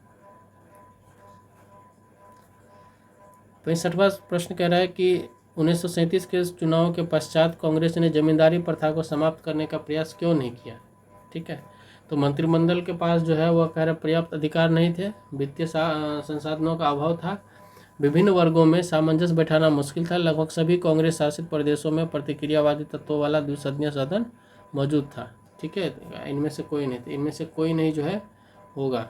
ठीक है, क्योंकि उसमें क्या था कि जो कृषि वगैरह सब था ना, वह कृषि कहते हैं, भूमि जो मंत्रिमंडल था भूमि का राजस्व विभाग का, वो किसके अंदर में था, तो वो वायसराय या गवर्नर के पास ही था उसका अधिकार। ठीक है, तो कृषि ढांचा अत्यंत जटिल और उलझा हुआ था। कांग्रेसी मंत्रिमंडल के पास ज़्यादा समय भी नहीं था और अधिकार भी नहीं थे। कांग्रेसी मंत्रिमंडल मौजूदा प्रशासनिक ढांचे के किसी भी प्रकार से परिवर्तित नहीं कर सकते थे, क्योंकि ऐसा करने का अधिकार केवल किसके पास था, वायसराय या गवर्नर जनरलों के पास होता था। ठीक है, कांग्रेस कार्य समिति की वर्धा बैठक के संबंध में निम्नलिखित कथनों पर क्या विचार कीजिए। गांधी जी ने मित्र राष्ट्रों के प्रति सहानुभूति प्रकट की। सुभाष चंद्र बोस साम्राज्यवाद के विरोध में किसी भी पक्ष के समर्थन में नहीं थे। जवाहरलाल नेहरू ब्रिटेन के परेशानियों का लाभ उठाकर आंदोलन प्रारंभ करने के पक्ष में थे। ठीक है, तो उत्तर 1 और 2 क्या हो जाएगा, सही होगा। तो वर्धा बैठक के बाद जो गांधी जी ने मित्र राष्ट्रों के प्रति सहानुभूति प्रकट की थी, ब्रिटेन, सुभाष चंद्र बोस जो है साम्राज्यवाद के विरोध में किसी भी पक्ष में समर्थन में नहीं थे। वो जवाहरलाल नेहरू कह रहे ब्रिटेन की परेशानियों का लाभ उठाकर आंदोलन प्रारंभ करने के पक्ष में थे, तो ये गलत कथन है। ठीक है, जवाहरलाल नेहरू ऐसा पक्ष में नहीं थे। सुभाष चंद्र बोस जो है अंग्रेजों की स्थिति का लाभ उठाकर आंदोलन के पक्ष में थे, जबकि जवाहरलाल नेहरू ना युद्ध में भाग लेना चाहते थे ना आंदोलन के पक्ष में थे। कांग्रेस कार्य समिति CWC ने जो है प्रस्ताव पारित कर फांसीवाद तथा नाजीवाद की भर्त्सना की। CWC भारत के युद्ध में सम्मिलित होने के पक्ष में नहीं था। अगस्त प्रस्ताव के संबंध में कई निम्नलिखित कथनों पर विचार करें तथा असत्य कथन को चयन करना है। तो पहला कह रहा है कि इसमें भारत के लिए डोमिनियन स्टेटस मुख्य लक्ष्य था, सही है। भारतीयों को सम्मिलित कर युद्ध सलाहकार परिषद की स्थापना का प्रस्ताव दिया था। ठीक है, युद्ध के दौरान संविधान सभा के गठन का प्रस्ताव दिया था, ये गलत है। युद्ध के दौरान नहीं, युद्ध के बाद वायसराय की कार्यकारिणी परिषद का विस्तार किया गया था, तो ये सही है। तो उत्तर इसका सी हो जाएगा। 8 अगस्त 1940 को वायसराय नीतियों की घोषणा को अगस्त प्रस्ताव के नाम से जाना जाता है। इसमें युद्ध के पश्चात की बात की गई थी कि संविधान सभा को गठन करने का प्रस्ताव रखा गया था। निम्नलिखित घटनाओं को उनके कालानुक्रम अनुसार क्या करना है, व्यवस्थित करते हैं। बेबेल योजना कह रहा 1945 में लाया गया था, तो ये सही है। देसाई लियाकत समझौता जो हुआ था।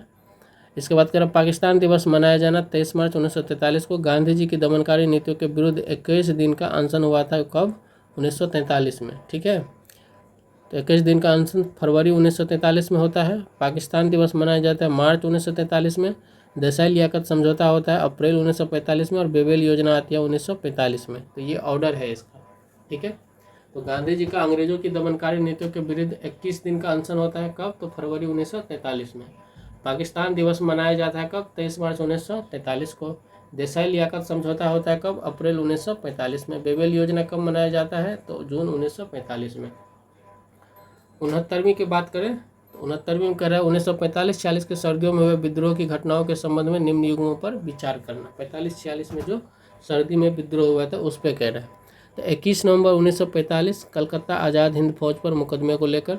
21 फरवरी 1946 को कलकत्ता आज़ाद हिंद फौज के अधिकारी राशिद अली को 7 वर्ष की कारावास के खिलाफ प्रदर्शन हुआ था। 18 फरवरी 1946 को बॉम्बे रॉयल इंडियन नेवी के नाविकों ने हड़ताल की थी। ठीक है, कितने युग्म जो है गलत प्रमेलित है या सुमेलित। ठीक है, तो कितने युग्म है, कोई नहीं। ठीक है, सारे के सारे जो है वो सही सुमेलित है इसमें से। 1945-46 की सर्दियों में भारतीय प्रखर राष्ट्रवादी भावना का उभार देखने को मिलता है। इस समय जो है विद्रोह की 3 घटनाएं हुई थी। 21 नवंबर 1945 को कलकत्ता आज़ाद हिंद फौज पर मुकदमे को लेकर के, 21 फरवरी 1946 को कलकत्ता आज़ाद हिंद फौज के अधिकारी राशिद अली को 7 वर्ष की कारावास के लीव पर, 18 फरवरी 1946 को बॉम्बे रॉयल इंडियन नेवी के नाविकों ने हड़ताल की। ठीक है। 70 की बात करें, इसमें कह रहा माउंट बेटन योजना के संबंध में क्या असत्य है। कह रहे यह योजना 3 जून 1947 को लाया गया था। पंजाब और बंगाल विधानसभाओं को विभाजन का निर्णय स्वयं लेने का अधिकार दिया गया था। ये गलत कथन है। ठीक है, बी गलत है। विभाजन होने की दशा में 2 डोमिनियन तथा 2 संविधान सभाओं का निर्माण सही है। इसके बाद सिंध को पाकिस्तान का हिस्सा माना जाएगा, तो ये सही था। ठीक है, तो अच्छा, सिंध को जो है अपना निर्णय स्वयं लेने का अधिकार दिया गया था। पंजाब और बंगाल विधानसभाओं को विभाजन का निर्णय स्वयं लेने का अधिकार दिया गया था, तो ये सही है। ठीक है, तो सिंध को जो है विभाजन के संबंध में अपना निर्णय स्वयं लेने का अधिकार दिया गया था। वहीं भारतीय रजवाड़ों को स्वतंत्र रहने का अधिकार नहीं दिया गया।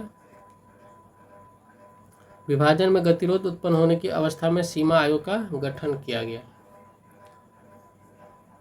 71 में कह रहा है कि अंतरिम सरकार के संबंध में निम्नलिखित कथनों पर विचार करना है। पहला इसमें कह रहा है कि जवाहरलाल नेहरू और उनके सहकर्मी वायसराय के काउंसिल के सदस्यों के रूप में 2 दिसंबर 1946 को शपथ लिए। ये गलत है, 2 सितंबर 1946 को शपथ लिए थे। ठीक है। संविधान सभा की पहली बैठक में मुस्लिम लीग शामिल नहीं हुआ था, तो ये असत कथन का चुना, ये भी गलत है। ठीक है, 9 दिसंबर 1946 को पहली बैठक हुई थी जिसमें मुस्लिम लीग ने भाग नहीं लिया था। तो कह रहा है असत्य कथन का चयन करता, दोनों ही कथन क्या है इसमें असत्य है। अंतरिम सरकार का गठन 2 सितंबर 1946 से 15 अगस्त 1947 तक रहता है। ठीक है, 9 दिसंबर 1946 को संविधान सभा की पहली बैठक हुई थी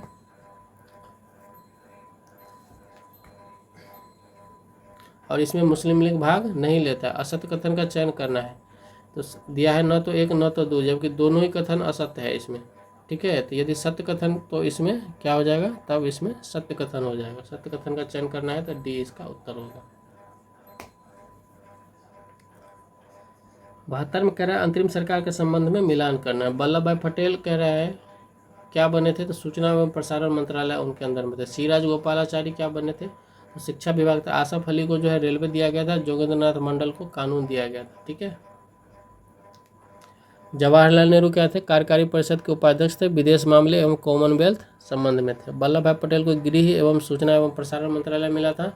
बलदेव सिंह को रक्षा मंत्रालय मिला था। डॉक्टर जॉन मथाई को उद्योग एवं आपूर्ति मंत्रालय मिला था। सी राजगोपालाचारी को शिक्षा मिला था। CH भाभा को निर्माण खनन एवं ऊर्जा मंत्रालय मिला था। राजेंद्र प्रसाद को कृषि एवं खाद्य मंत्रालय मिला था। जगजीवन राम को श्रम मंत्रालय मिला था। आसफ अली को रेलवे मंत्रालय मिला था। लियाकत अली खान को मुस्लिम लीग का था, उसको वित्त आयोग मिला था। ठीक है, वित्त विभाग मिला था। इब्राहिम इस्माइल चुंदरीगर को जो मुस्लिम लीग के थे उनको वाणिज्य विभाग मिला था। अब्दुल रब निस्तार मुस्लिम लीग को संचार मिला था। गजनफर अली खान मुस्लिम लीग को स्वास्थ्य मिला था। जोगेंद्रनाथ मंडल को मुस्लिम लीग के थे, उनको कानून विभाग मिला था। ठीक है। 73 में कह रहा है क्रिप्स मिशन के संबंध में जो है निम्नलिखित कथनों पर विचार करना है। तो क्रिप्स मिशन कब आया था, 1942 में। कांग्रेस ने पूर्ण स्वतंत्रता के प्रावधान के बजाय डोमिनियन स्टेटस की पेशकश पर आपत्ति जताई। मुस्लिम लीग ने एकल भारत संघ के विचार की आलोचना की थी। ठीक, तो कौन से कथन सही है, दोनों ही कथन इसमें क्या है, सही है। क्रिप्स मिशन के संबंध में दोनों कथन सही है। कांग्रेस ने डोमिनियन स्टेटस की पेशकश की पर आपत्ति जताई और मुस्लिम लीग ने एकल भारत संघ के विचार की आलोचना की थी। ठीक है। 74 का निम्नलिखित कथनों पर विचार करें और HMIS तलवार के सैनिकों के विरोध में संबंध को सही कथन को खोजना है। नस्लीय भेदभाव, अरुचिकर भोजन, ऊपर वरिष्ठ अधिकारियों द्वारा शोषण, ड्रेस कोड, INA पर जांच। ठीक है, तो 4 जो है वो गलत है, बाकी 5 क्या है, सही है। तो HMIS तलवार के सैनिकों के विरोध में संबंध में जो है कथन 1, 2, 3 और 5 क्या है, सही है। 4 सही नहीं है क्योंकि सैनिकों के ड्रेस कोड के संबंध में कोई विवाद नहीं था। ठीक है। 35 के कह रहा है कि भारत सरकार कानून में प्रस्तावित संघीय ढांचे में ऊपरी सदन में कुल सीटों की संख्या कितनी थी। तो ऊपरी सदन में कुल सीटों तथा निचले सदन में सीटों पर रजवाड़ों का प्रतिनिधित्व की व्यवस्था की गई थी। कितने? 1/3, ठीक है। और रजवाड़ों में कितना? 2/5 सीटों की व्यवस्था की गई थी। तो 1935 के भारत सरकार कानून में प्रस्तावित जो संघीय ढांचे की योजना थी उसमें राष्ट्रवादी शक्तियों पर नियंत्रण बना रहे, इसके लिए जो व्यवस्था की गई थी कि ऊपरी सदन में कुल सीट कितने होने चाहिए? 2/5 तथा निचले सदन में 1/3 पर रजवाड़ों का प्रतिनिधित्व होना चाहिए, ठीक है। रजवाड़ों पर 1/3 था और ये 2/5 था, ठीक है।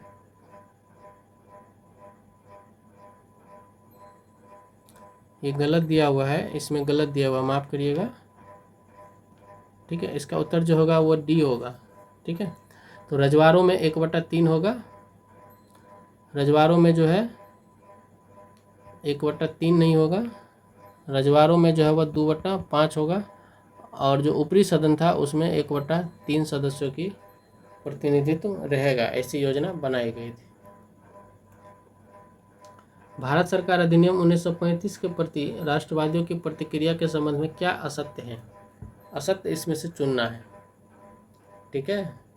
तो जवाहरलाल नेहरू तथा सुभाष चंद्र बोस ने इसका विरोध किया था, तो ये सही है। कांग्रेस का एक धारा 1935 के अधिनियम का विरोध करते थे, परंतु सत्ता में वे भागीदारी के पक्षधर थे, तो ये सही है। महात्मा गांधी ने कांग्रेस कार्यकारिणी की बैठक में सत्ता में भागीदारी का विरोध किया था, तो ये भी सही है। गांधी जी नहीं चाहते थे कि सत्ता में भागीदारी हो। महात्मा गांधी जो है 1937 में हुए चुनावों में कांग्रेस के पक्ष में चुनावी सभा को संबोधित किया था, तो ये गलत है। महात्मा गांधी किसी भी चुनाव में किसी भी सभा को संबोधित नहीं किए थे, ठीक है। कांग्रेस इसलिए चाहती थी कि सरकार में आए ताकि वो क्या कर सके, अंदर से जान सके, समझ सके, ठीक है, और सरकार को जनता के बीच में विश्वास फैला सके कि हम सरकार चलाने योग्य हैं। तो इसका उत्तर हो जाएगा महात्मा गांधी 1937 में चुनाव में कांग्रेस के पक्ष में संबोधित किया, यह गलत उत्तर है। महात्मा गांधी कांग्रेस कार्यकारिणी से बैठक में भागीदारी का क्या किए थे? सत्ता में भागीदारी का विरोध किया था। 1936 के प्रारंभ होने तक वे कांग्रेस को सरकार बनाने के अवसर देने के पक्ष में राजी हो गए थे। उन्होंने चुनाव में किसी चुनाव सभा को संबोधित नहीं किया था, ठीक है। भारत सरकार अधिनियम 1935 के संदर्भ में निम्नलिखित कथनों पर क्या विचार कीजिए। तो ब्रिटिश सरकार का लक्ष्य उदारवादी तथा संवैधानिक नरमपंथियों जो सविनय अवज्ञा आंदोलन के दौरान अपना जन समर्थन खो चुके थे उनको सुधारों द्वारा सरकार की ओर आकर्षित करना था, ठीक है। तो ये सही था। 1935 का अधिनियम का कांग्रेस ने समर्थन किया, ये गलत है, ठीक है। इसके द्वारा साइमन कमीशन द्वारा अनुशंसित द्वैध शासन केंद्र पर थोप दिया गया, तो ये भी गलत है, ठीक है। तो हमको चुनना है असत्य कथन, तो 2 और 3 क्या है? गलत है। अंग्रेजी सरकार की दीर्घकालिक रणनीति क्या थी कि दमन केवल अल्पकालिक तरीका हो सकता था। दीर्घकालिक रणनीति राष्ट्रीय आंदोलन को कमजोर करना और आंदोलन में भाग लेने वालों के एक बड़े हिस्सों को औपनिवेशिक और संवैधानिक एवं प्रशासनिक ढांचे में शामिल करना था। भारत सरकार अधिनियम 1935 को इसी संदर्भ में देखा जाना चाहिए। ब्रिटिश सरकार के अनुसार जो उदारवादी तथा संवैधानिक नरमपंथी जो सविनय अवज्ञा आंदोलन के दौरान क्या थे, जन समर्थन खो चुके थे, सुधारों के द्वारा चाहते थे कि वो उनको आकर्षित कर पाए। इस अधिनियम ने केंद्र पर क्या किया? द्वैध शासन थोप दिया। जिस द्वैध शासन को साइमन कमीशन ने दोषपूर्ण बताया था उसी व्यवस्था को केंद्र पर थोप दिया गया था, ठीक है। 1935 के अधिनियम को कांग्रेस ने एक स्वर में नामंजूर कर दिया था। तो इस अधिनियम ने केंद्र पर द्वैध शासन थोप दिया। जिस द्वैध शासन को साइमन कमीशन ने दोषपूर्ण बताया था, ठीक है, उसी व्यवस्था को केंद्र पर थोप दिया गया था।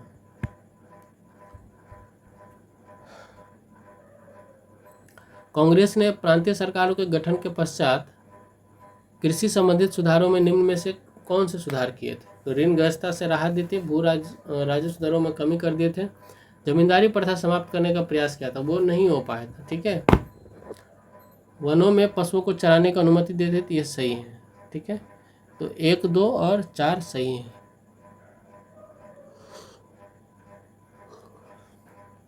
कांग्रेसी मंत्रिमंडल ने कृषि ढांचे में अनेक सुधार किए तथा अनेक विधानों का निर्माण किया।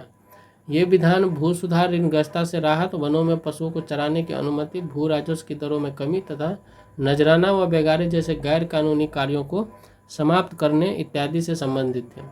कांग्रेस ने जमींदारी प्रथा को पूरी तरह समाप्त करके ढांचे के कायाकल्प की कोशिश भी नहीं की थी। ठीक है।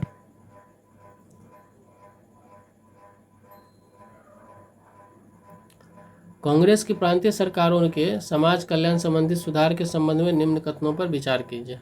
पहला कह रहा है, समाज कल्याण हेतु कांग्रेस के प्रांतीय सरकारों द्वारा कांग्रेस शासित सभी प्रदेशों में शराब निषेध लागू कर दिया गया था। तो ये गलत है।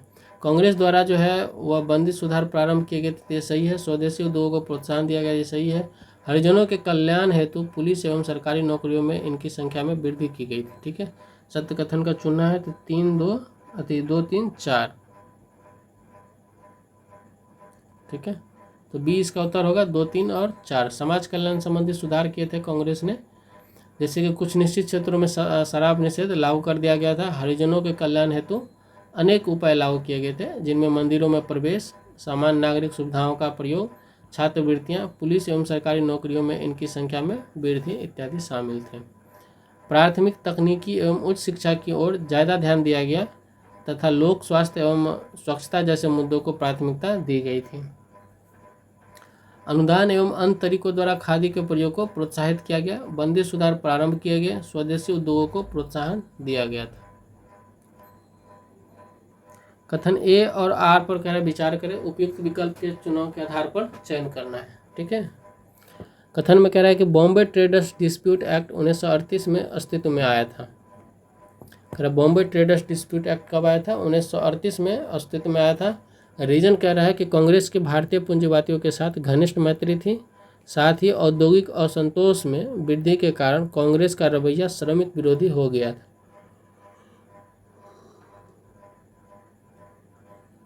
ठीक है। तो ये सही है। कथन और कारण दोनों क्या है? सही है और सही स्पष्टीकरण भी है। बॉम्बे ट्रेडर्स डिस्प्यूट एक्ट कब आया था? 1938 में जो है अस्तित्व में आया था। क्यों आया था? क्योंकि कांग्रेस का जो है वह असंतोष बढ़ गया था औद्योगिक विकास में। ठीक है। नहीं हो रहा था जितना चाह रहा था वो, इसके कारण से मजदूरों के प्रति उनका रवैया जो है विरोधी हो गया था। तो चुनाव में कांग्रेस की शानदार जीत ने औद्योगिक कामगार वर्ग की उम्मीदों में वृद्धि की थी। जब कांग्रेस की भारतीय पूंजीवादियों के साथ घनिष्ठ मैत्री थी, ठीक है, उस समय बंगाल, बॉम्बे, गुजरात और संयुक्त प्रांत में उग्रवाद और औद्योगिक असंतोष में बढ़ोतरी हो रही थी। परिणाम स्वरूप कांग्रेस का रवैया क्या हो गया था? श्रमिक विरोधी हो गया, जिसे बॉम्बे ट्रेडर्स डिस्प्यूट एक्ट 1938 पारित किया गया। 81 कथन कारण में कथन कह रहा है कि पीरपुर समिति का गठन 1938 में मुस्लिम लीग द्वारा किया गया। कारण कह रहा है अखिल भारतीय मुस्लिम लीग कांग्रेस से इस बात पर नाराज हो गई कि कांग्रेस उसके साथ शक्ति साझा नहीं कर रही थी। ठीक है। तो कथन और कारण दोनों इसमें सही है। तो अखिल भारतीय मुस्लिम लीग कांग्रेस से इस बात पर नाराज हो गई कि वह उसके साथ शक्ति साझा नहीं कर रही है और उसने कथित तौर पर कांग्रेस मंत्रालयों द्वारा किए गए अत्याचारों पर विस्तृत रिपोर्ट तैयार करने के लिए 1938 में पीरपुर समिति क्या की गठित की थी। ठीक है। और अपनी रिपोर्ट में कांग्रेस पर धार्मिक कार्यों में हस्तक्षेप, हिंदी के पक्ष में उर्दू को हतोत्साहित करने, मुस्लिमों के उचित प्रतिनिधित्व का ह्रास और आर्थिक क्षेत्र में मुस्लिमों पर अत्याचार करने का आरोप लगाया गया था। 82 की बात करें तो संघर्ष विजय की रणनीति का प्रतिपादन किसने किया था? तो ये था संघर्ष विजय रणनीति का प्रतिपादन किया था जवाहरलाल नेहरू ने। नेहरू जी ने इस बात पर बल दिया था कि कांग्रेस को निरंतर संघर्ष की नीति का पालन करना चाहिए तथा उसे साम्राज्यवादी सरकार से सहयोग एवं समझौते के जाल में नहीं फंसना चाहिए। उन्होंने कांग्रेस को चेताया कि अत्यंत शक्तिशाली औपनिवेशिक सत्ता को 2 आने और 4 आने की ताकत द्वारा पराजित नहीं किया जा सकता, अपितु इसके लिए सतत संघर्ष अपरिहार्य है। ठीक है, जरूरी है। उन्होंने संघर्ष की रणनीति का विरोध करते हुए उसके स्थान पर संघर्ष विजय रणनीति की स्थापना की। महात्मा गांधी का जो रणनीति था वो संघर्ष विराम संघर्ष था। उनका मानना था कि जो जनता है, ठीक है, जो जन संघर्ष है वो कंटिन्यू नहीं चल सकती है। संघर्ष करिए, फिर उनको विराम दीजिए, ठीक है, फिर उसके बाद संघर्ष जो है करते थे। महात्मा गांधी का नीति ये था, लेकिन जवाहरलाल नेहरू चाहते थे कि संघर्ष शुरू हो और लगातार चलता रहे, ठीक है। विजय करने के बाद फिर से दूसरा संघर्ष करें, ठीक है। तो संघर्ष विजय की रणनीति पर वो चलना चाहते थे। 83 में कथन कारक है। कथन कह रहा है कि त्रिपुरी कांग्रेस अधिवेशन जो 1939 में हुआ था, उसके अध्यक्ष रहने के दौरान जो सुभाष चंद्र बोस ने राष्ट्रीय नियोजन समिति का गठन किया, ठीक है। कारण कह रहा है कि राष्ट्रीय नियोजन समिति का उद्देश्य औद्योगिकरण पर आधारित भारत के आर्थिक विकास की योजना बनाना था। जवाहरलाल नेहरू जो है ये योजना बनाई थी। तो कथन तो गलत है, पर कारण क्या है, सही है, ठीक है। स्टेटमेंट अलग से सही है। सुभाष चंद्र बोस ने कांग्रेस के अध्यक्ष पद पर रहते हुए राष्ट्रीय नियोजन समिति का गठन किया था, पर वह त्रिपुरी अधिवेशन 1939 का नहीं था, बल्कि हरिपुरा अधिवेशन 1938 का था, ठीक है। कारण में कह रहा पूर्णतः सही है कि राष्ट्रीय नियोजन समिति का उद्देश्य क्या था कि औद्योगिकरण पर आधारित भारत के आर्थिक विकास के लिए योजना का निर्माण किया जाए, भारत में उद्योगों को बढ़ावा दिया जाए। 84 में कह रहा है कि कांग्रेस को ब्रिटेन द्वारा भारतीयों से पूछे बिना भारत को द्वितीय विश्व युद्ध में शामिल करने की एक पक्षीय घोषणा पसंद नहीं आई। कांग्रेस को पसंद नहीं आती, ये सही बात है। कांग्रेस ने द्वितीय विश्व युद्ध में ब्रिटेन का सशर्त समर्थन करने का निर्णय लिया था, ये भी गलत है। हाँ, सशर्त समर्थन लेने का निर्णय लिया था, ये सत्य है, ठीक है। तो दोनों कथन इसमें सत्य है। शर्त ये था कि आज़ाद मिले और जो युद्ध की नीति है उसमें भी भारतीयों की भागीदारी और रक्षा और विदेश मंत्रालय भारतीयों के हाथ में होना चाहिए। तो इस तरह के शर्त रखा गया था कांग्रेस के द्वारा, ठीक है। तो दोनों कथन क्या है, सही है। यह बात सत्य है कि द्वितीय विश्व युद्ध में भारतीयों ने सलाह मशवरा किए बगैर भारत को एक उपनिवेश होने के कारण ब्रिटेन ने भारत को युद्ध में शामिल घोषित कर दिया था, आग में झोंक दिया था।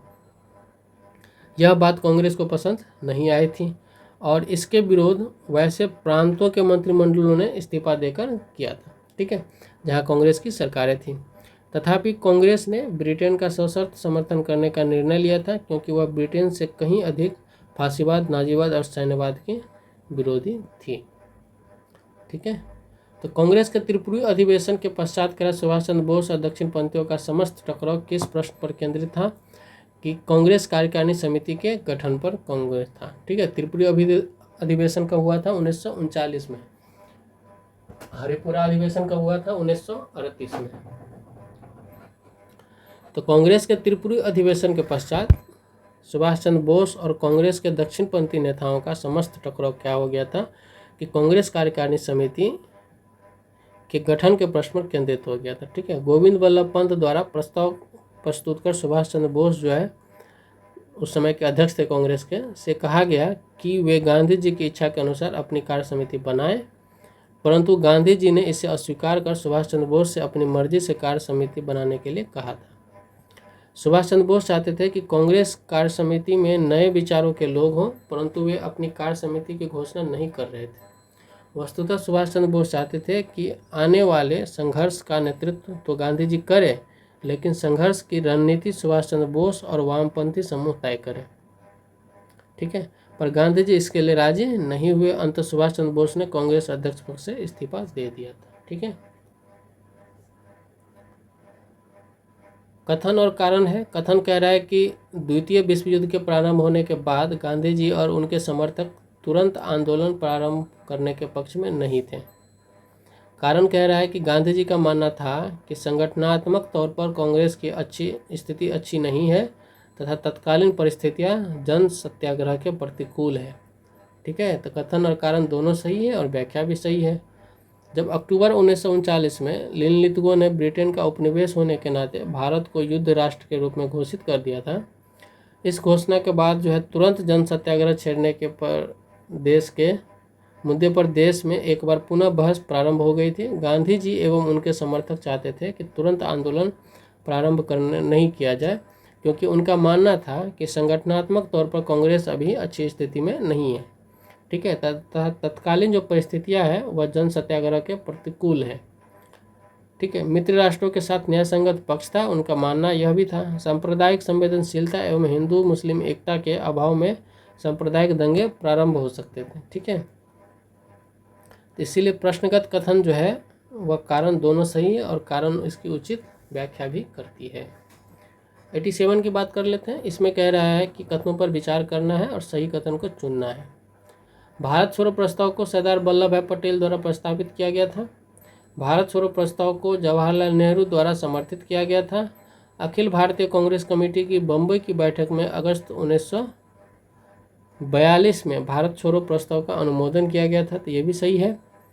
बम्बई के ग्वालियर टैंक में 8 अगस्त 1942 को आयोजित बैठक में भारत छोड़ो प्रस्ताव पारित किया गया था, तो ये भी सही है। अंग्रेजों भारत छोड़ो का नारा महात्मा गांधी द्वारा गढ़ा गया था, ये भी सही है, नहीं गलत है। ठीक है, तो अंग्रेजों भारत छोड़ो का नारा किसके द्वारा लिया गया था? यूसुफ मेहर अली के द्वारा। ठीक है, तो प्रसिद्ध स्वतंत्रता सेनानी यूसुफ मेहर अली के द्वारा अंग्रेजों भारत छोड़ो का आंदोलन नारा जो है वह गढ़ा गया था। ठीक है, प्रश्नगत कथन केवल 3 और 4 तथ्यात्मक रूप से क्या है? सही है। चलिए 88 की बात करते हैं। कह रहा भारत छोड़ो आंदोलन के दौरान उषा मेहता ने बॉम्बे में भूमिगत रेडियो स्टेशन की स्थापना की थी। ठीक है, 1943 के मध्य से 1945 तक सतारा में चलने वाली समानांतर सरकार जातीय सरकार के नाम से भी जाना जाता है। बलिया में अगस्त 1942 में चित्तू पांडे के नेतृत्व में समानांतर सरकार की स्थापना की गई थी। हिंदू महासभा ने 1942 के भारत छोड़ो आंदोलन का बहिष्कार किया था। ठीक है, तो कितने कथन सत्य हैं? 1, 3 और 4 कथन सत्य है। दूसरा कथन गलत है। क्यों? क्योंकि कह रहा है कि 1943 के मध्य से 1945 तक सतारा में चलने वाली समानांतर सरकार जातीय सरकार के नाम से जाना जाता था। नहीं, जातीय सरकार के नाम से नहीं जाना जाता था, इनको जाना जाता था किस नाम से? प्रति सरकार के रूप में जाना जाता था। ठीक है, बाकी के सभी कथन क्या है? सत्य है। 89 में कह रहा है कि मिलान करना है टोक्यो, तो सुभाष चंद्र बोस द्वारा प्रयुक्त नाम जिससे वे उस स्थान पर पहुंचे थे को सुमेलित कीजिए तथा सूचियों में दिए गए थे। ठीक है, तो सुभाष चंद्र बोस कहाँ किस नाम से गए थे? ठीक है, उससे मिलान करना है। तो टोक्यो कहाँ से गए थे? तो आबिद हुसैन के नाम से गए थे। जर्मनी किस नाम से पहुंचे थे? तो ओरलैंडो मेजेटो के नाम से पहुंचे थे।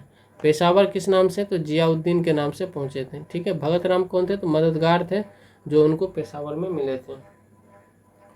ठीक है, औपनिवेशिक शासन द्वारा जुलाई 2040 में सुभाष चंद्र बोस को इस समय गिरफ्तार कर लिया गया था, जब वे कलकत्ता में होलवेल स्मारक के विरुद्ध प्रस्तावित सत्याग्रह शुरू करने का प्रयास कर रहे थे। ठीक है, भूख हड़ताल के बाद उन्हें जेल से रिहा कर दिया गया, पर उन्हें दिसंबर 1940 में घर में नज़रबंद कर दिया गया था। जनवरी 1941 में वे नज़रबंदी से भाग निकलने में सफल रहे और अलग अलग 6 नामों का प्रयोग कर विभिन्न स्थानों पर गए। जनवरी 1941 को जियाउद्दीन के नाम से पेशावर पहुंचे थे। जुलाई 1941 में बोस जो है ओरलैंडो मेजोटा के नाम से जर्मनी पहुंचे और हिटलर से मिले। जून 1943 में सुभाष चंद्र बोस जो है आबिद हुसैन के नाम से टोक्यो पहुंच गए और जापान के प्रधानमंत्री तोजो से मिले थे। ठीक है, 90 नंबर देखते हैं। इसमें कह रहा है कि कथन और कारण इसमें भी दिया गया। कथन कह रहा है कि जून 1945 में ब्रिटिश सरकार ने सभी कांग्रेसी नेताओं को जेल से रिहा कर दिया।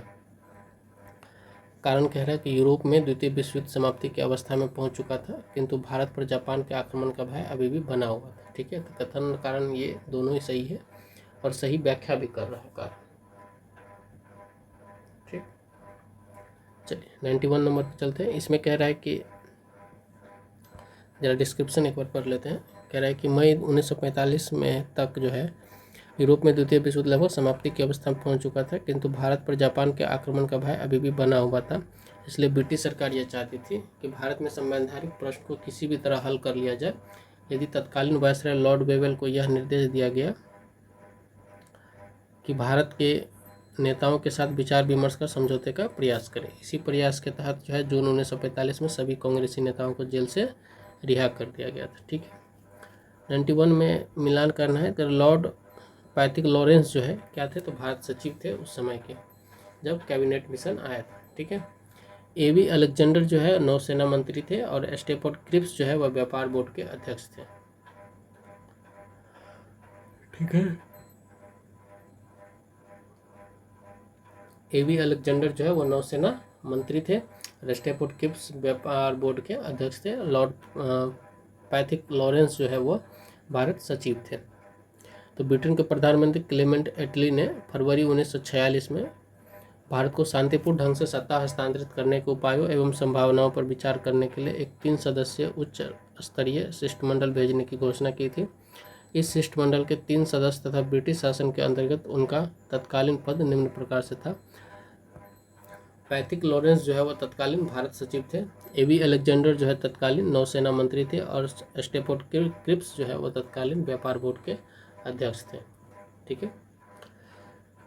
92 में कह रहा है कि घटनाओं पर विचार करना है और उसको कालानुक्रम में सजाना है। तो द्वितीय विश्व युद्ध के बाद भारत में केंद्रीय एवं प्रांतीय व्यवस्थापकों के लिए चुनाव कराए गए, तो 45-46 में किए गए थे। ठीक है। द्वितीय विश्व युद्ध के बाद ब्रिटेन में लेबर पार्टी का सत्ता में आ गए थे, तो कब? 1945 में। बेवेल योजना के अनुसार शिमला सम्मेलन का आयोजन किया गया था। शाही नौसेना के नाविकों ने विद्रोह किया था, 1946 में किया था। ठीक है। तो बेवेल योजना के अनुसार जो है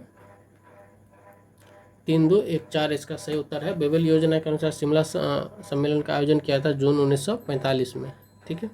द्वितीय विश्व युद्ध के बाद ब्रिटेन में लेबर पार्टी सत्ता में आ गई थी, कब? तो जुलाई 1945 में आ गई थी।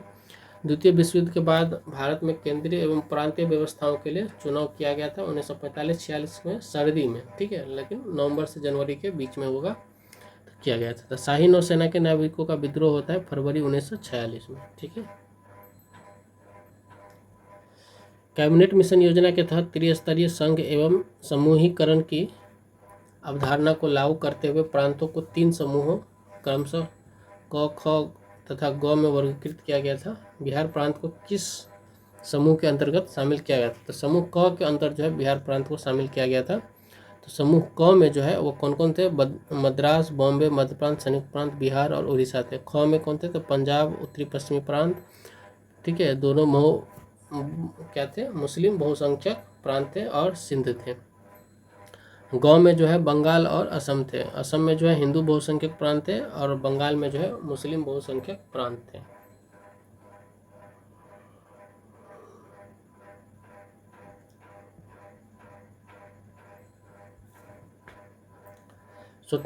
एक स्वतंत्र संप्रभुता संपन्न राष्ट्र के रूप में पाकिस्तान का जन्म अलीगढ़ मुस्लिम विश्वविद्यालय में हुआ था। उपरोक्त कथन किसका है? ये आगा खां का है। सर सैयद अहमद खान जो है इस विश्वविद्यालय की स्थापना किए थे। अहमद खान जो है अलीगढ़ मुस्लिम विश्वविद्यालय की स्थापना किए थे, सर सैयद अहमद खान। ठीक है। अंग्रेजों द्वारा सैयद अहमद खान को क्या दिया गया था? नाइटहुड की उपाधि दी गई थी। तो आगा खान ने कहा था कि एक स्वतंत्र संप्रभुता संपन्न राष्ट्र के रूप में जो है पाकिस्तान का उदय कहाँ होता है? तो ये होता है अलीगढ़ मुस्लिम विश्वविद्यालय में। 1870 के दशक में सर सैयद अहमद द्वारा स्थापित अलीगढ़ मुस्लिम विश्वविद्यालय का गठन जो है मुस्लिमों को रूढ़िवादिता से मुक्त कर उन्हें आधुनिक और प्रगतिशील बनाने के उद्देश्य से किया गया था। लेकिन कालांतर में यह सांप्रदायिक गतिविधियों का केंद्र बन गया, जिसका परिणाम जो है अंतर देश के विभाजन तक गया। आगा खां का प्रसिद्ध कथन इसी तथ्य पर संकेतित कर रहा है। ठीक है। कथन ए और कारण दिया हुआ है, कथन और कारण इसमें। तो कथन कह रहा है कि 1930 के दशक में उत्तरार्ध में मुस्लिम लीग ने सांप्रदायिकता के मुद्दे को और तीव्र करने का निश्चय किया था। ठीक है। कारण में कह रहा है कि 1937 के प्रांतीय चुनावों में मुस्लिम लीग को अच्छी सफलता प्राप्त हुई थी। तो कथन और कारण क्या है? दोनों ही सही है। ठीक है। चलिए, तो 1930 के दशक के उत्तरार्ध में मुस्लिम लीग ने सांप्रदायिकता के मुद्दे पर काफ़ी जो है तीव्र कर दिया था। इससे सबसे प्रमुख कारण इसका क्या था कि 1937 के प्रांतीय चुनाव में उसका अत्यंत जो है निराशाजनक प्रदर्शन कर रहा था। मुस्लिम लीग ने अब मुसलमानों के एक अल्पसंख्यक समुदाय की जगह एक पृथक राष्ट्र के रूप में प्रस्तुत करना प्रारंभ कर दिया। ठीक है। ज्ञातव्य है कि 1930 के दशक में ही सर्वप्रथम एक मुस्लिम युवा चौधरी रहमत अली ने पृथक मुस्लिम राष्ट्र की अवधारणा का प्रतिपादित किया। बाद में जो है कवि इकबाल ने इसका और प्रचार किया। तो इसीलिए जो है कथन तो सही है, लेकिन कारण क्या है? गलत है। क्योंकि कारण में दिया था कि इसलिए मुस्लिम लीग को क्या करता है? अच्छी सफलता प्राप्त होती है, लेकिन सफलता नहीं मिलती है। ठीक है। तो इसीलिए कारण क्या है? गलत है। 96 की बात करें तो कह रहा है कि भारत स्वतंत्रता अधिनियम 1947 के संबंध में निम्नलिखित तथ्यों पर विचार करना है। ठीक है। तो बिल का हाउस ऑफ लॉर्ड्स में प्रस्तुतिकरण कब होता है? तो 16 जुलाई में होता है। बिल जो है हाउस ऑफ लॉर्ड्स में प्रस्तुत किए जाते हैं 16 जुलाई को। बिल का हाउस ऑफ कॉमन्स में प्रस्तुत किया जाता है 15 जुलाई को। बिल को शाही स्वीकृति मिल जाती है कब? तो 18 जुलाई को मिल जाती है। ठीक है, तो BAC हो जाएगा इसका, B इसका उत्तर हो जाएगा। ठीक है, तो 3 जून 1947 को माउंटबेटन योजना उसके प्रारूप का तत्कालिक ब्रिटिश सरकार ने शीघ्र ही स्वीकार कर लिया, जिसे उसे जो है वैधानिक रूप देने के लिए अग्रसर हुई। इसी के फलस्वरूप प्रधानमंत्री एटली ने उस योजना के प्रारूप को विधेयक के रूप में 15 जुलाई 1947 को हाउस ऑफ कॉमन्स में प्रस्तुत किया। 16 जुलाई को हाउस ऑफ लॉर्ड्स ब्रिटेन का उच्च सदन में प्रस्तुत किया गया और दोनों सदनों ने यह विधेयक 18 जुलाई को पारित कर दिया गया। ठीक है, तथा इसी ही दिन क्या कर दिया गया? शाही स्वीकृति भी प्राप्त हो गई और यह स्वतंत्रता अधिनियम के रूप में पारित हो गया।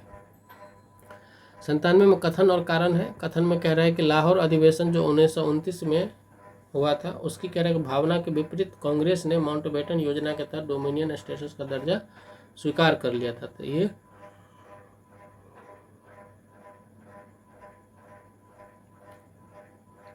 कारण कह रहा है कि देश की तत्कालीन परिस्थितियों को नियंत्रित करने के लिए आवश्यक था कि कांग्रेस जल्द से जल्द शासन की शक्तियां प्राप्त करे। ठीक है, तो कथन और कारण क्या है?